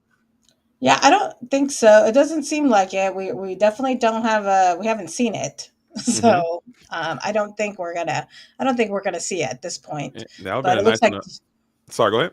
No, I said here, Diablo is trying to get some more cards because Alex does not have enough in his hand. And we bring out, so the Evasive Wars wage on as the big Iago is going to hit the board. So if you clear this Diablo, you will lose your Genie for next to nothing, as this Iago is going to do his thing. Maybe you got like Improvise in your deck. Maybe you got the anti-Iago measures included in your strategy right now. Who knows? Yeah, I mean, and even anything that targets that Iago can make it vanish, so that it's not a threat against your Genie. That'd be nice if you play those cards. I would be interested to see if those cards come back into the meta, or if people start. I see people using like hypnotic, the hypnotic deduction, or the one with the staff, the can't rip with the staff. Hypnotic reasoning, hypnotic strength. Hypnotic Strength, I think, is the one with the Jafar staff on his amethyst card. I've seen people starting to take that in their decks in order to combat this Iago, who can get loose and get active quite easily a lot of times, as we bring out the Peter Pan Shadow Finder, who can also engage. And you'll just go up tempo here, just playing more characters to the board. The Cursed Merfolk is down. Peter Pan can clear the Diablo, and you can preserve your Genie, or you're going to quest him up anyway. I like that. I think we're just going to keep putting pressure on. You can draw all the cards you want, but I'm going to keep lowering away. Yeah, just keep crushing along. So this is going to be, I think this is kind of what this deck wants to do. It is kind of like that mid-range, that tempo style strategy, but it can get aggressive. We got these Cursed Merfolk, you have the Genies, and your opponent is going to have to waste their turns engaging with your board. Well, guess what? You just keep redeploying threats and keep questing. And by the time they run out of gas, you should be out of gas, but you're going to be at that 20 finish line. So that is kind of what Megan is going to be wanting to do here. I don't know how many cards they have still in hand. Is that 2 in hand? It looks like 2, maybe 3, but 2 for sure. I think so. So you'd love to see a rabbit come down here next turn, as you'll get the Cricky on into the inkwell. Peter Pan on Pan. Look at this. Peter Pan on Peter Pan action. Yep. Looks like we're getting that out and then taking care of that Genie. So, I mean, Peter Pan definitely doing some work, and I think, and once again, this flips back over to Alex. Hmm. Getting that board control. But that Peter Pan was really tough because that was a lot of tempo that you just received back as you're able to clear 2 characters off the board. So that's going to break up Megan's strategy, as now you're going to ink your own big bird to bring out the Elsa. Elsa can now clear the Peter Pan, but now you have to figure out what you're going to do with this Iago, who's going to get another plus value. You're going to continue to run this race, but I think you might be running out of gas here soon. Excuse me. Oh my goodness. Yeah. Water. So if you're Alex, what are we looking for here? It looks like we're gonna. Oh, we made Megan discard their last Oh, card. that was tough. So that is a double draw right there off of Prince John and Hypnotic. Yeah, so Hypnotize. I think you could probably take another risk here and just go ahead and clear the Elsa and probably send that Prince John into these cursed merfolks. But you might want to keep him around for a little while. You'll elect to do so as your opponent is out of resources now, and then you're going to play the fox. Look at this, getting it back, and you'll clear the board. So you're just in a complete driver's seat now. I don't think you can win.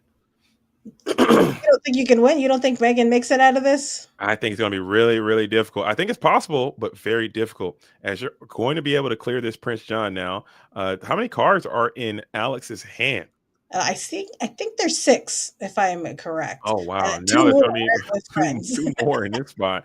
I think if Megan wants to turn this thing around, you're going to need to get to some rabbits or some draw cards immediately. I don't know if they're still playing the bounce stuff or even rabbit at all, but draw something to just refill your hand or at least try to get a few more cards. Friends on the other side, I'll even take that at this point just to keep the ball rolling, because right now you're just out of gas and you're not going to be able to get there with just questing for 1 every turn. Yeah, that is true. I mean, an 11-turn clock is not the way you want to be. Okay. Here's a Chernobog followers who's representing a little bit of draw in this scenario, which, okay, that's a start. If you can get him to somehow manage to make it. If Elsa comes down here, you might be ultra punished. Let's see it. And we have it. Look at that. You had improvise in your deck. Look at the tech. Dang, nice. That is crazy. So we got that Elsa out of here. No, you weren't. And an Elsa of our own. Okay. Look at that. So you had the text in your deck, as we were going to bring out another one of those crash out Diablos, and then we're seeing another friend. So that is a little bit of a sequencing error. Shout out to all my sequence wranglers out there, but we're still going to do what we got to do, as it all ended where we want it to be. Hand is super juiced. Board is juiced. You can check the hand right there. It is going to be Bruno getting discarded. So we got a Crab, Diablo, and an Improvise in the hand. Yeah.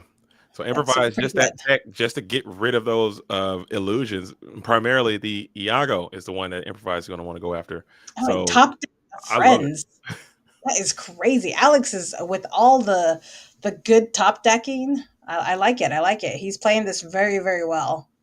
And honestly, I think Megan's only saving grace is maybe you can put a character down quest, and maybe that's enough. But now the board has just been flooded, and I just don't think that's good enough. I think that this one just might be a little bit long in the tooth. I think it might just be Jover, but let's just play it out to see what we can see. Maybe get more information on your opponent's deck. You did notice that they do play improvise, so just being on a fact-finding expedition, I think there's some merit and value there. And it looks like we went to Scoop City, which is what we call it here in the ICL. Scoop City. Yep, adjacent to Scoopville, in the same principality as Scooptown. Yes. Right up to Pack It Up. It's on Pack It Up Boulevard and Shuffle Up Avenue. I don't know. We're working it. Yeah. Same county, but different cities. It's a municipality. It's unincorporated apparently as well. So there you go. All right. So we saw Megan, and she had a great start, but it looks like Alex with the Diablo was just able to draw into what he needed, and able to take over that game. Even though Megan hit that 10 lore, Diablo really plays a big part in this matchup, I think. What do you think?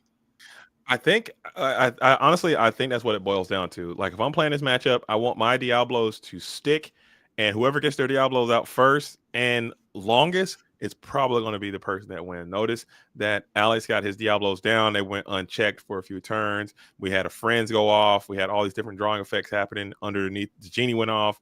So this Diablo went kind of crazy, whereas Megan did not get an opportunity to put a Diablo out. So it was just a tale of two stories, and it kind of goes that way. So I'm looking for my Diablo, and I'm assuming Alex is going to be doing the same thing. Both players are going to try to see if they can establish the bird first and see who can withstand each other's. But I'm thinking that that Alex is kind of tuned a little bit more for this mirror with just some of the cards that we've seen so far.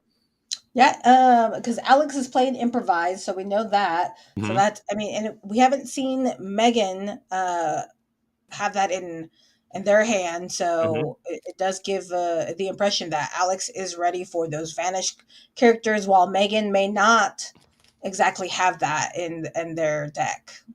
Absolutely.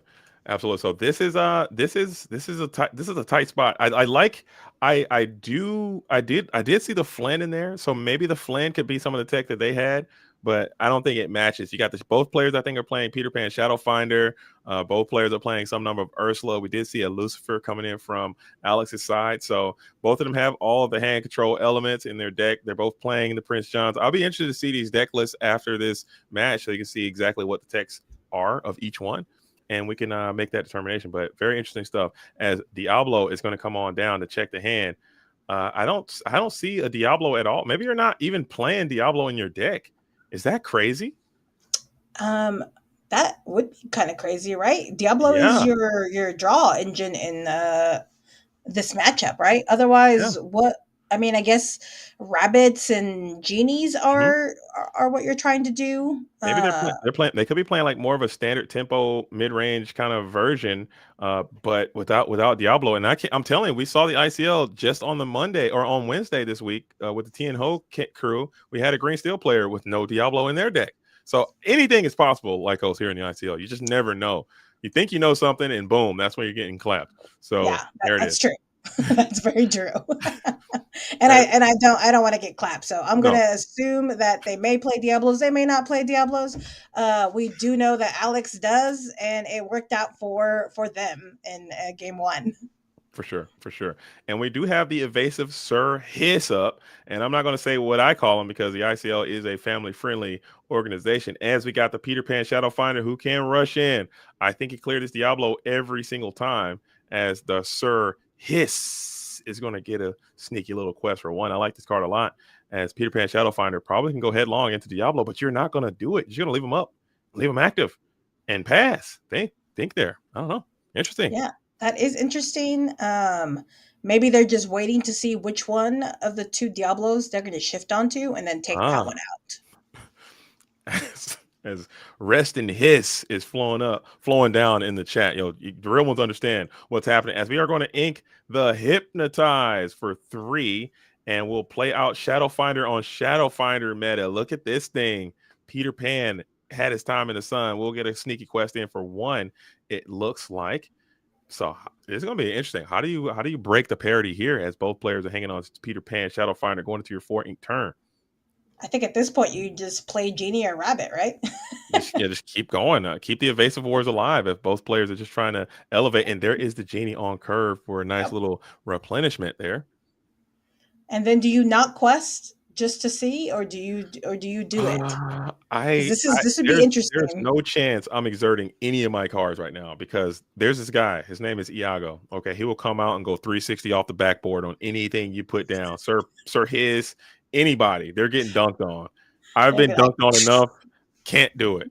It looks like we are going to go with Sir Hiss. We're just going to leave him as bait out there. I'm telling you, what's a very painful line of play that I have endured is Peter Pan into an Iago into a Bell, and I'm just like, I want to quit. This is so bad. I am not having fun. Get me out of here. Yeah, that's rough. And there he is too. Oh my goodness, he's coming on in and just. It's like you projected it. You're just like Katie, just saying what they're gonna do before they do it. I'm trying to tell you, I knew it was coming as soon as they inked that. They inked one earlier in the game, and I was like, okay, you're inking that Iago. Okay, you're playing this Peter Pan. I see where this is going, and it's going to a place I don't want to be. Okay, it's going to Plusville. Plusville is adjacent to Scoop City. Plusville is on the way to Scoop City. If you're sending someone to Plusville, your opposition is probably going to Scoop City shortly after that. Oh, Can't okay. take too many negs in the game. There's no There is. detour that you can take. Oh, look at that combination. Oh man, Iago on Iago. Never mind. We're back, baby. Oh, so the trap was set and the bait was delivered as Iago with the wacky 4-6 stat line comes in huge as you're able to clear Iago on Iago violence. I love that. Yeah, it's beautiful. Just reel that Iago in. There's no way we got another one, right? If we got another Iago like us, we got to get out of here. Okay. There's no chance we're about to do this again. A third Iago is banana bread. But you're still kind of chilling. Elsa here is also quite robust. You'll be able to at least take down the Iago before you can get your glimmers activated with some questing of their own. But you're paying 3 here in this position. It's another Peter Pan. Another Peter Pan. Okay. I don't mind as Diablo just takes a little micro quest. No big deal. You're kind of running out of units here as we get a ready. And now you can probably feel a little bit more comfortable to start questing all your glimmers here. Maybe not, because those 2 Peter Pans can take down your guys and they won't go down in the process. So it looks like we got another genie. So, I mean, just evasives galore. I'm questing. Yeah, let's just get loose now. I think you just send it unless you're trying to play around another Iago. Just leave your Iago as a battering ram ready. But that improvise could come off the top, and that's another plus value. Elsa still is a threat. So let's see what you can get. How many units do you got? How many cards are in hand for Megan there? I can't tell. I never can tell. I can't tell either. Oh, we got a Cricky. So we can take just about everything out over here. Yeah. Take that genie out of here. But at least Megan is showing a little bit of tactical patience, not exerting all your characters, because that Cricket could have just went extra strength strong right there, clearing the entire board, getting some tremendous Diablo value as well. But Cricket is representing a 3 lore threat per turn as the board is getting quite massive on Megan's side. This is a great game. I like this matchup a lot. Now I look more at it. I really do enjoy this one. Yeah, I think it comes down to patience and playing your cards, sequencing your game plan correctly. Oh, and there is the Elsa able to check out this Cricky, and then we'll just send in the damaged Iago into it, and we could probably start clearing this board a little bit more, perhaps. No, it looks like we're going to quest and draw. What are we looking for? She has what, 2, 3 cards in hand? Playing that Diablo. Okay. So a little sequencing again as we can go ahead and clear the Peter Pan Shadow Finder, and then we can quest up for 2. So this is looking quite good as Megan is going to push this thing up to 11 in the lore. She's on her way there. You can continue to protect this board a little bit more, or if Alex cannot seem to get another Cricky going, or maybe get some Elsa Rush on your own, I think you'll be in a good spot as you continue to start questing out freely here. Yeah, and it looks like we're in a 2-turn clock here with Megan having 5 lore on the board. So we got to get rid of something around here. So we'll see if Alex can draw into something after this turn. For sure. I mean, you could even launch that Diablo in for some combat just to start, like you said, just at least start to engage before you hit. Oh my goodness. Pain incarnate. That's rough. I think that's GG's. Ursula with a snipe. Super tough, Ursula. I guess you could go ahead and send. How is that a possibility? With the crab. Oh, crab. Okay. Yep. Crab takes it. Does not, the Diablo on Megan's side does not get banished because Diablo has a 0 strength. Yeah. I thought it was crab. I was like, how is that even possible? As we got a lot of characters up on this board, I say you just quest all glimmers right now and just start getting loose with it, as we will do so with 3 going up to 14, as I think you have Lords of Damage in play. 1, 2, 3, 4, 5, 6, 7. Yep. So you need a miracle here. Friendly on the side is a good start. Miracle on Elm Street. Do we got it? I don't think so. I don't even know. You need a Iago, or you need 2 rush characters here. Fox. You got a Bruno.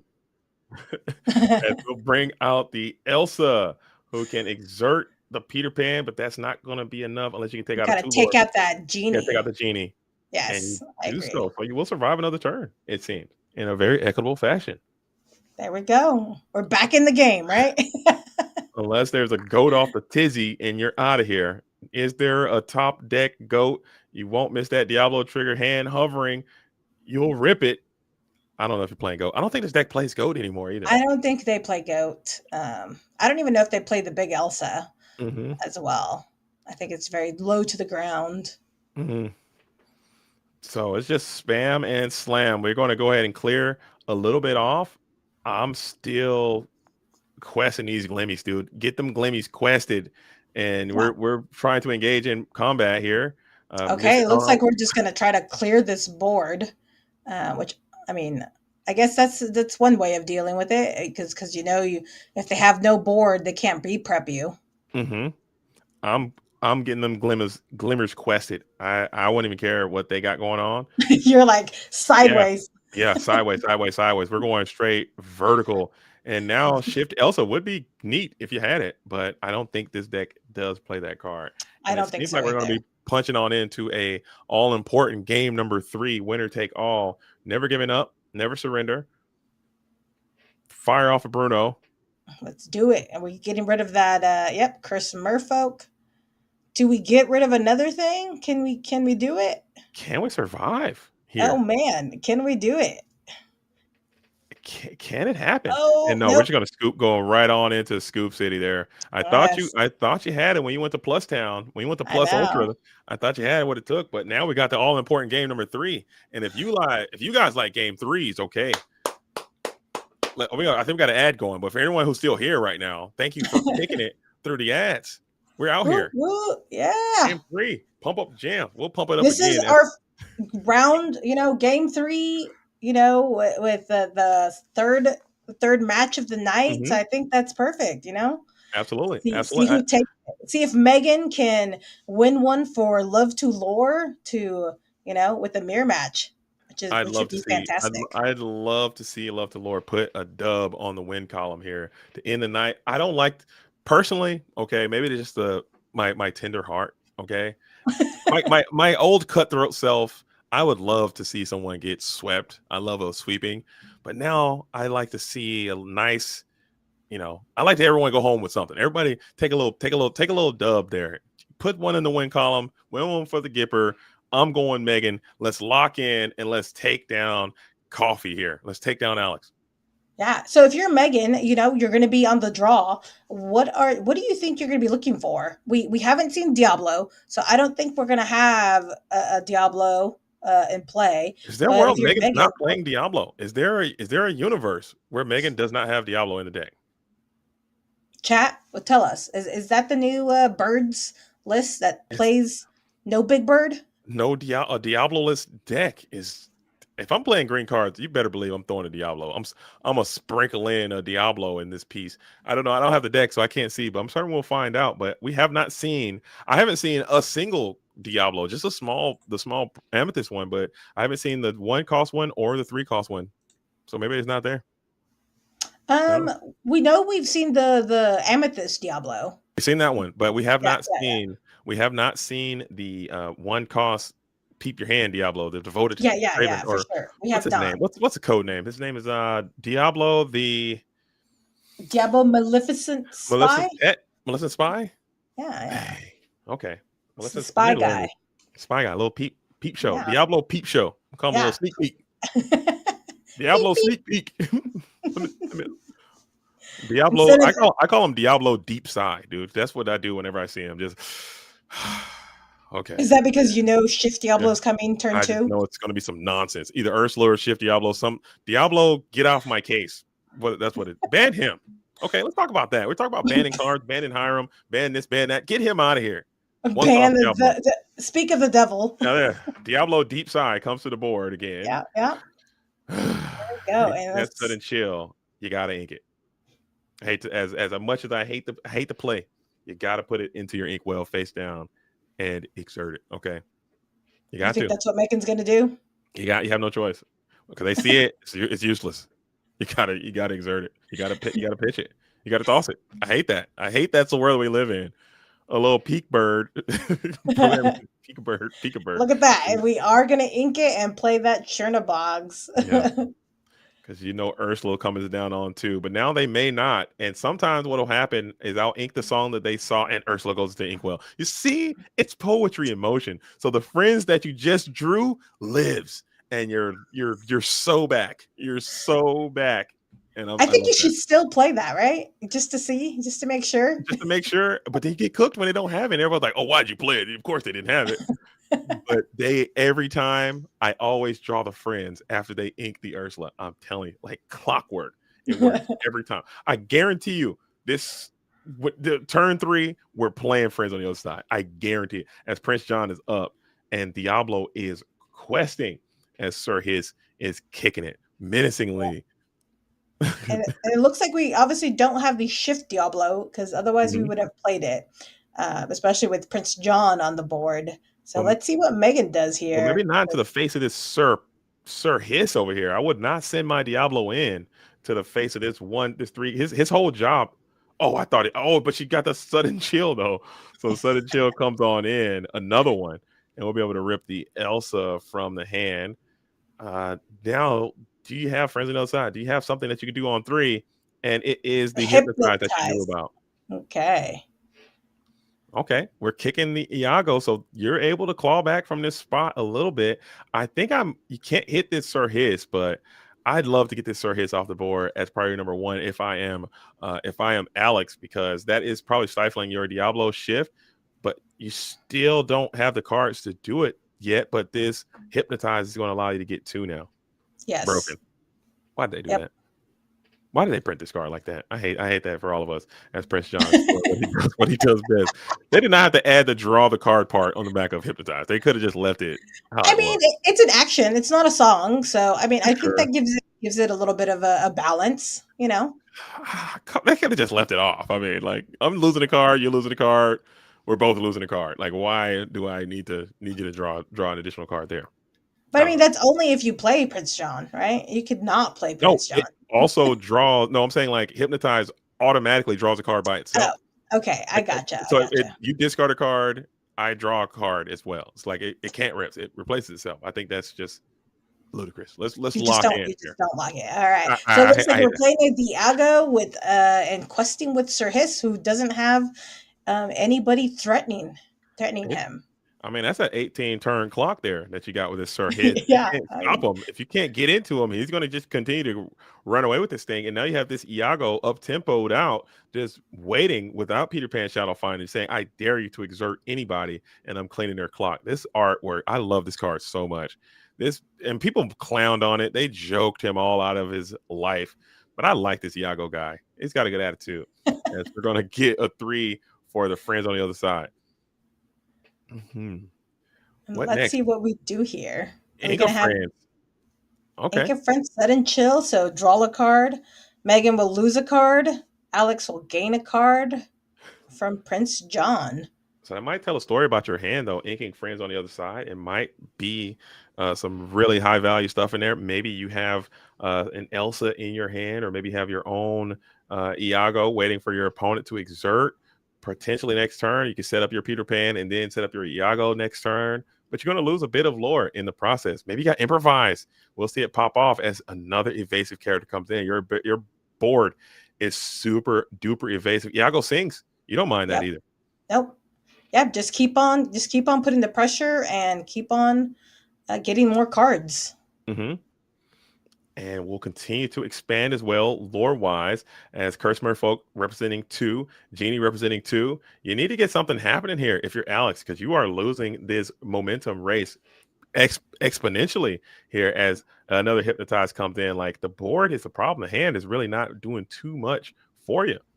But 2 cards. Looks like we might have one more card in Megan's hand. So maybe we were just trying to empty their hand out and then take care of the board. Mm-hmm. Are we going to play Sudden Chill? Yeah, we are. And this is where you can turn it around. And that was the rabbit. So still have not seen any Diablos in this deck. So maybe they absolutely just do not have it, as we're going to just quest, or we're going to just pass there. So this board looks very questable we'll top deck, put out another Diablo, and I'm sending all the glimmies. They're exerting.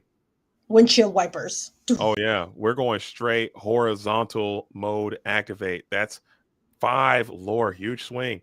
Yes. And what's up with that hiss? Get that hiss going too. Get him in there. Yeah. Get him vertical. We pass on the hiss. Why would you do such thing? Leaving that hiss straight up. Maybe you're trying to play around the Shadow Finder, perhaps? I mean, at this point, you're just trying to win, right? So just go as quickly as possible. Oh, you're playing around this exact thing that just happened right there. So I didn't realize the ink was at a total of that amount to be able to make this play. So maybe that's why you wanted to protect that Sir Hiss in order to crack back. You lose your genie. But now you can go back and take the I think I like that play a lot. So now your Iago can come back in and take an Iago, and you'll get a little bit of hand control here from the Cursed Merfolk. So your board is compromised, but this is not the worst position you could assume for.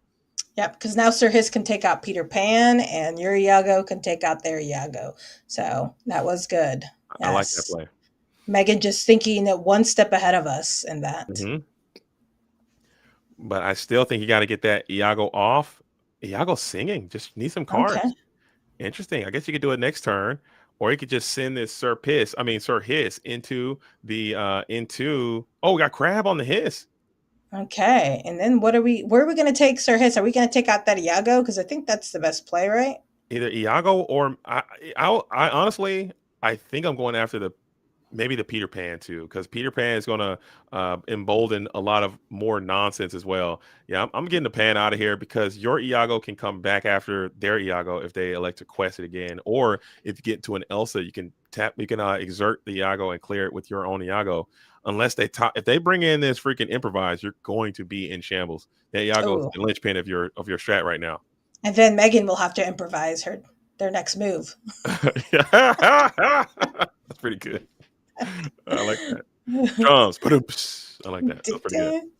All right. So, Alex, let's see what they do. We know that the pressure's on, so we got to do something to clear this board because there's what, 5 on the board? Yeah. And we do not want that. And you really don't feel comfortable exerting any of this stuff that you have because you're getting plussed dramatically. If you exert the Diablo, he's gone. If you exert the Prince John, he's gone. If you exert even the mighty and powerful Iago, if you exert him, he's gone. So you need to. It's tough. Maybe you just leave them ready and hope that you can top deck some more powerful draw cards next turn, and that could be good enough. But then your opponent's just going to quest out on you. You just cannot. You can't sit here and idly and do nothing. So let's see what you do next. There it is. You got it. It happened. You've been improvised. Oh. So who did we target? You got to target Iago. Opposite opponent's Iago there. Did we target something different? I mean, because what happened there? Why not? Am I missing something? Maybe they wanted the one power to take out the other Diablo. Oh, maybe we're gonna exert. Maybe we're taking out the Diablo with Curse Merfolk. Let me look up +1 strength. Why not? You had to play. You had to play. I'm so confused. I'm improvising the oppositions. That's why the card's in the deck.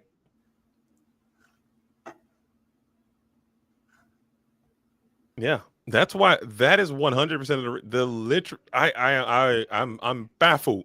I'm absolutely gutted. I'm baffled. And maybe they're trying to do something else. I don't know, but that is actually the reason why that card would be in this deck, is for this exact scenario. And I gotta know why it didn't go down the way that I would have hoped. Yeah, it is a little a different play than what I would have thought of as well, but perhaps Alex was thinking far ahead. Mm-hmm. Interesting. I'm confused. Maybe they need something. We're gonna ask. I'm sure there's a reason why.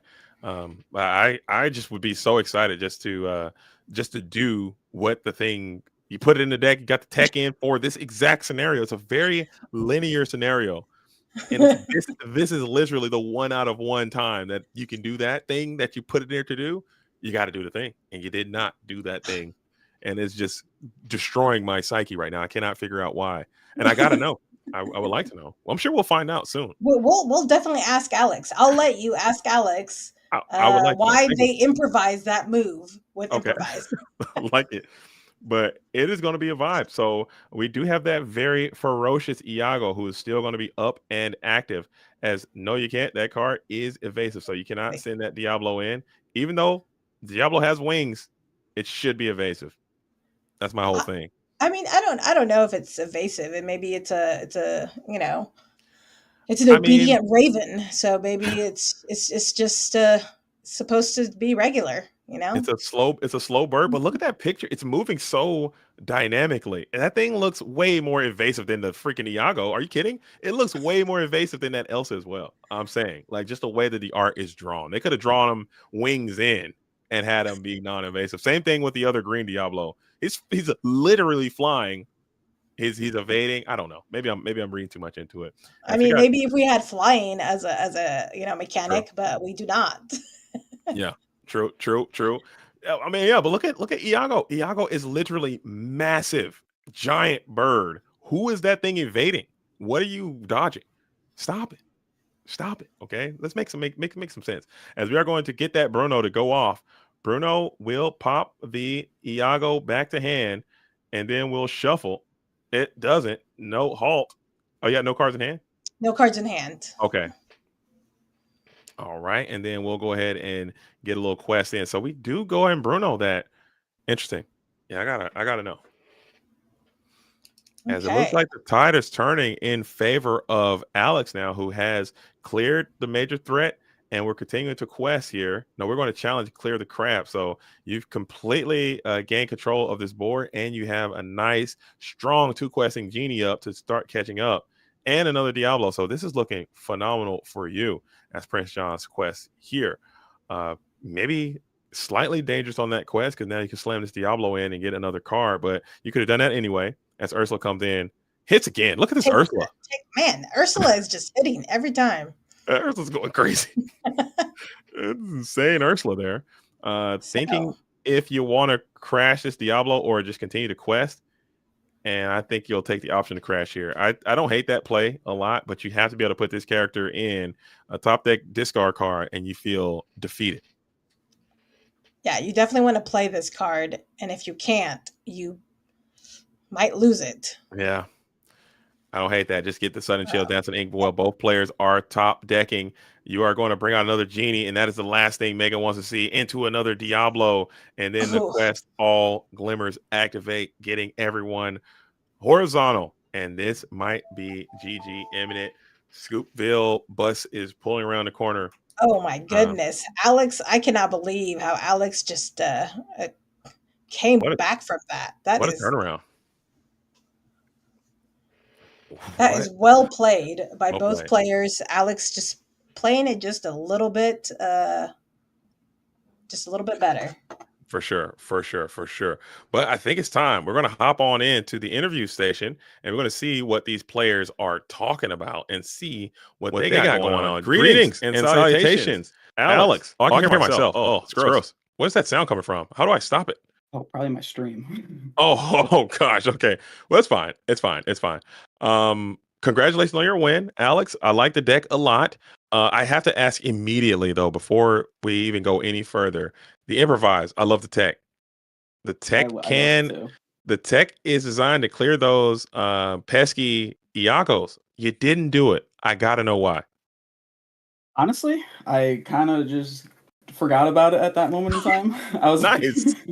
Yeah, no, after I did it and I drew, I'm like, wait, I should have done it on the Iago. I'm like, the whole point of me having it in the deck is to take care of the Iago, and I just Oh, that's what I was talking about. I was like, that's like such a narrow, cool tech, and it comes up for this one thing, and the thing didn't happen, and I was just. Well, it honestly comes up. I found it comes up a lot more for just that one extra strength. Yeah. Okay. That's very cool. I've actually had it come up a lot for the one extra strength, and I've never taken out a Diablo with it, and I could have today, but. Nice. But still, okay. But yes. Congratulations on your win. Can you just talk about this strategy? Talk about your deck and some of the other techs that you had, and what made you bring this deck. How's it been performing for you? So in your testing. So I actually I don't play this deck that often. Both me Sure. and my friend who played this were both on red blue. And I let him take it, and I played this. So that's probably the first thing is I don't have a lot of practice on this deck. But the big thing that I found in the matchup was Prince John because there's no out to Prince John in the mirror. Yeah. So it's whoever can use more Prince Johns pretty much will run away with it and have the card advantage, and that's what happened both games 1 and 3.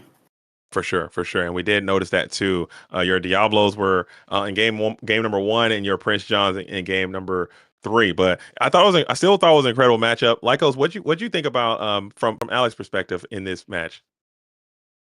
Alex, I liked how you played. You played this really well. So props to you on the win. Um, Playing the mirror match, you say you don't play this deck very often. So when you're mulligan or when you were altering your hand, what is it that you were looking for each time? Was it just Prince John for turn 3? Game 1, when I didn't know what I'm up against, the deck's kind of Diablo Turbo, right? Like I play 11 shiftable Diablo targets and then the 4 Diablos. So getting that out really early, and then some discard cards, some draw cards, and then just the generic good stuff that the deck has, and then just play the curve. After games 2 and 3, it was definitely really trying to dig for Iagos and Prince Johns. Okay. Very nice. Okay. And I like the deck a lot. I thought the matchup was very well, but we're gonna bring Megan in. Megan, you are also playing the Emerald Amethyst strategy. I thought your deck was quite cool, but it was slightly different from the deck that Alex was playing. I know they're very they have some of the similar cards, but are you not playing the big Diablo? I gotta ask. No Diablo-less. None of them. Yeah, I've been Okay. only playing basically the same as what Alex has been playing for the last probably 2 weeks or so, and then I was inspired like 2 days ago to be like, let's try no Diablo, see how it goes, Okay. and it's been doing better into a lot of stuff because there's a lot of Diablo tech floating around, but it clearly does not as well into the Diablo version of the deck because PJ is a menace. Wow. Absolutely. And we saw that thing get set up. But there were some times there, especially in that game number 2, we saw you execute what the deck was trying to do. And even there were some flashes of hope in game number 3. You just had that tempo going. You had your questers down. You were playing to the board very well. And you were just almost getting there. But something fell apart. Can you just describe what happened? What went wrong in that matchup, and where did it all fall apart? Yeah, honestly, I think I'm the discard player in my area, so I don't tend to play against it very often. And I think I Mm-hmm. made the wrong choice with what I was discarding early in the game in game 3. I think he played Hypnotize on me, and I discarded Elsa. But I think that keeping her would have been smarter because then I could have inked her to wipe my hand out so that he doesn't get the PJ value. Gotcha. But I was kind of banking on getting an inkable off the top, and I didn't. So I think that was, kind of a mistake, but also you couldn't know for sure. So Okay. But still, how's the deck been performing for you though overall? Are you a fan of this Diablo-less version, or is this something you're just kicking around? You're going to try to go back to Diablo later on? I have been playing Emerald Amethyst since set 3, so this feels like home because this feels like set 3, set 4, set 5 we've been playing. So I definitely prefer playing this version. I think it actually does really well into a lot of matchups, the exception being the Diablo Mirror version, and then it's not too great into Blurple, but I think with the right text, it gets a little stronger into Blurple. So I'll have to test out my local meta and see what we're feeling, but I'll probably stick with that at least for the first set champs or so. Okay. But I have Lycos here with me as well, so I'm hogging all the questions, Lycos. But I'm sure you saw some things from your perspective as well. You can hop in there, and I'm sure you have some questions for Megan as well. For sure. Megan, once again, great games. Thank you for putting on a great show. I loved how game 2, your deck just did its thing. So that was really Yeah. cool to see. And game 3 was really close. I think, those couple of different inks versus discard definitely changed the game. But I was looking at your list, and it doesn't look like you play Prince John at all. So no Diablo, no Prince John. Yeah, none of that at all. I actually, after tonight, I don't know, I might go away with discard completely in it, or at least go down to maybe only sudden chills. I just feel like for my play style, I like the tempo version, and I think we can go a little bit more aggressive with it. So you can go lower to the ground, get more characters on board, less focused on discard, because I gotta be honest, I think Emerald Steel does it better. So if I'm gonna do it second best, I might as well play my own game. So maybe going into more of the set 7 or set 6 Emerald Amethyst, where it's basically all characters for the most part.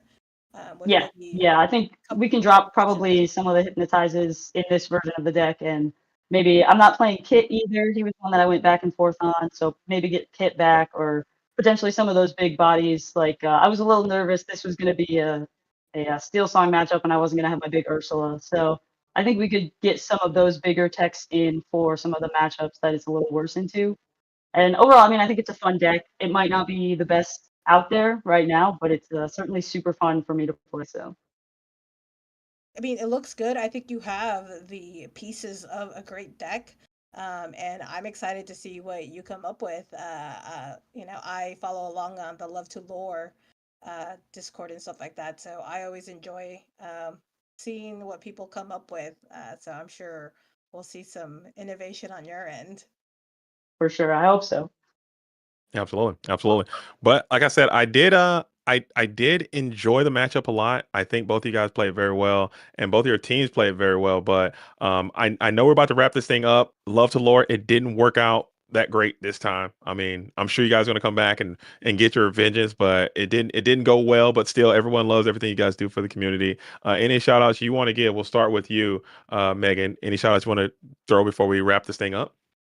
Sure, especially to Love to Lore for the opportunity to do this, but also creating an amazing community and environment to share ideas and decks, and just have a community to talk to. So shout out Love to Lore. Thank you guys. It's awesome being part of the team. Absolutely. And we'll kick it on over to Alex. Coffee, congratulations on your win. You guys sealed the deal and knocked it out and continued your rise back up for the portal. Can you just give your shout outs and your special anything? The floor is yours. Any words you have before we wrap this thing up? Yeah, shout out to the team, shout out to the shop. They're all doing great for me. They're helping me test and stuff, so the only time I got real practice playing this deck was playing against them, so it was definitely helped me play this for today. And shout out to my friend who let me borrow an Elsa for today, because I had to drive out real quick to get it because I realized I only had 3. Nice. I like that. I like the little teamwork, a little friendship goes a long way. Oh, I yeah. think that's important. That's something that we don't talk about. But you guys got the win. I think you played extremely well, as demonstrated by your results. And I'm excited to see what you guys do next. But thank you guys both for your participation, and we'll let you go and have a great evening. Yeah. Thank you guys for hosting. Thanks, you too. Absolutely. Thank you. Absolutely. All right. So I'm gonna mute myself in the Discord, and then we can hop back into the other situation over here, which is gonna be there. Boom, Lycos. As always, it's always great to hang out with you. I think it was some funny things that happened there, and I enjoy what you have to say. And I look forward to meeting you in person this weekend out here in the Yes. Lucky Llama. So That's right. any additional shout outs or your floor is yours. Yeah, so first off, thanks to my hubby for watching the kids and putting them to bed. So definitely give him props for that, to let me cast this game here on ICL. And also, want to shout out to my team, the Sunflower Illumineers. A few of us will be at the Lucky Llama. So, if you see us, please say hi. We always love meeting members of the community that we've talked to on Discord and Twitter, Blue Sky, and everything else. So I love being a part of the ICL, and it's great. It's always amazing casting with you, JDZ. So I appreciate the opportunity to giving me that, having a good time and watching some good games. So I mean, what else is better? All. Yeah, watching Lorcana, gotta love it. What else is better than engaging with Lorcana? I do appreciate it, and it's always great. So everyone out there watching the ICL, thank you for your participation. You are the most important part of all of this, because without someone to observe this, it wouldn't hit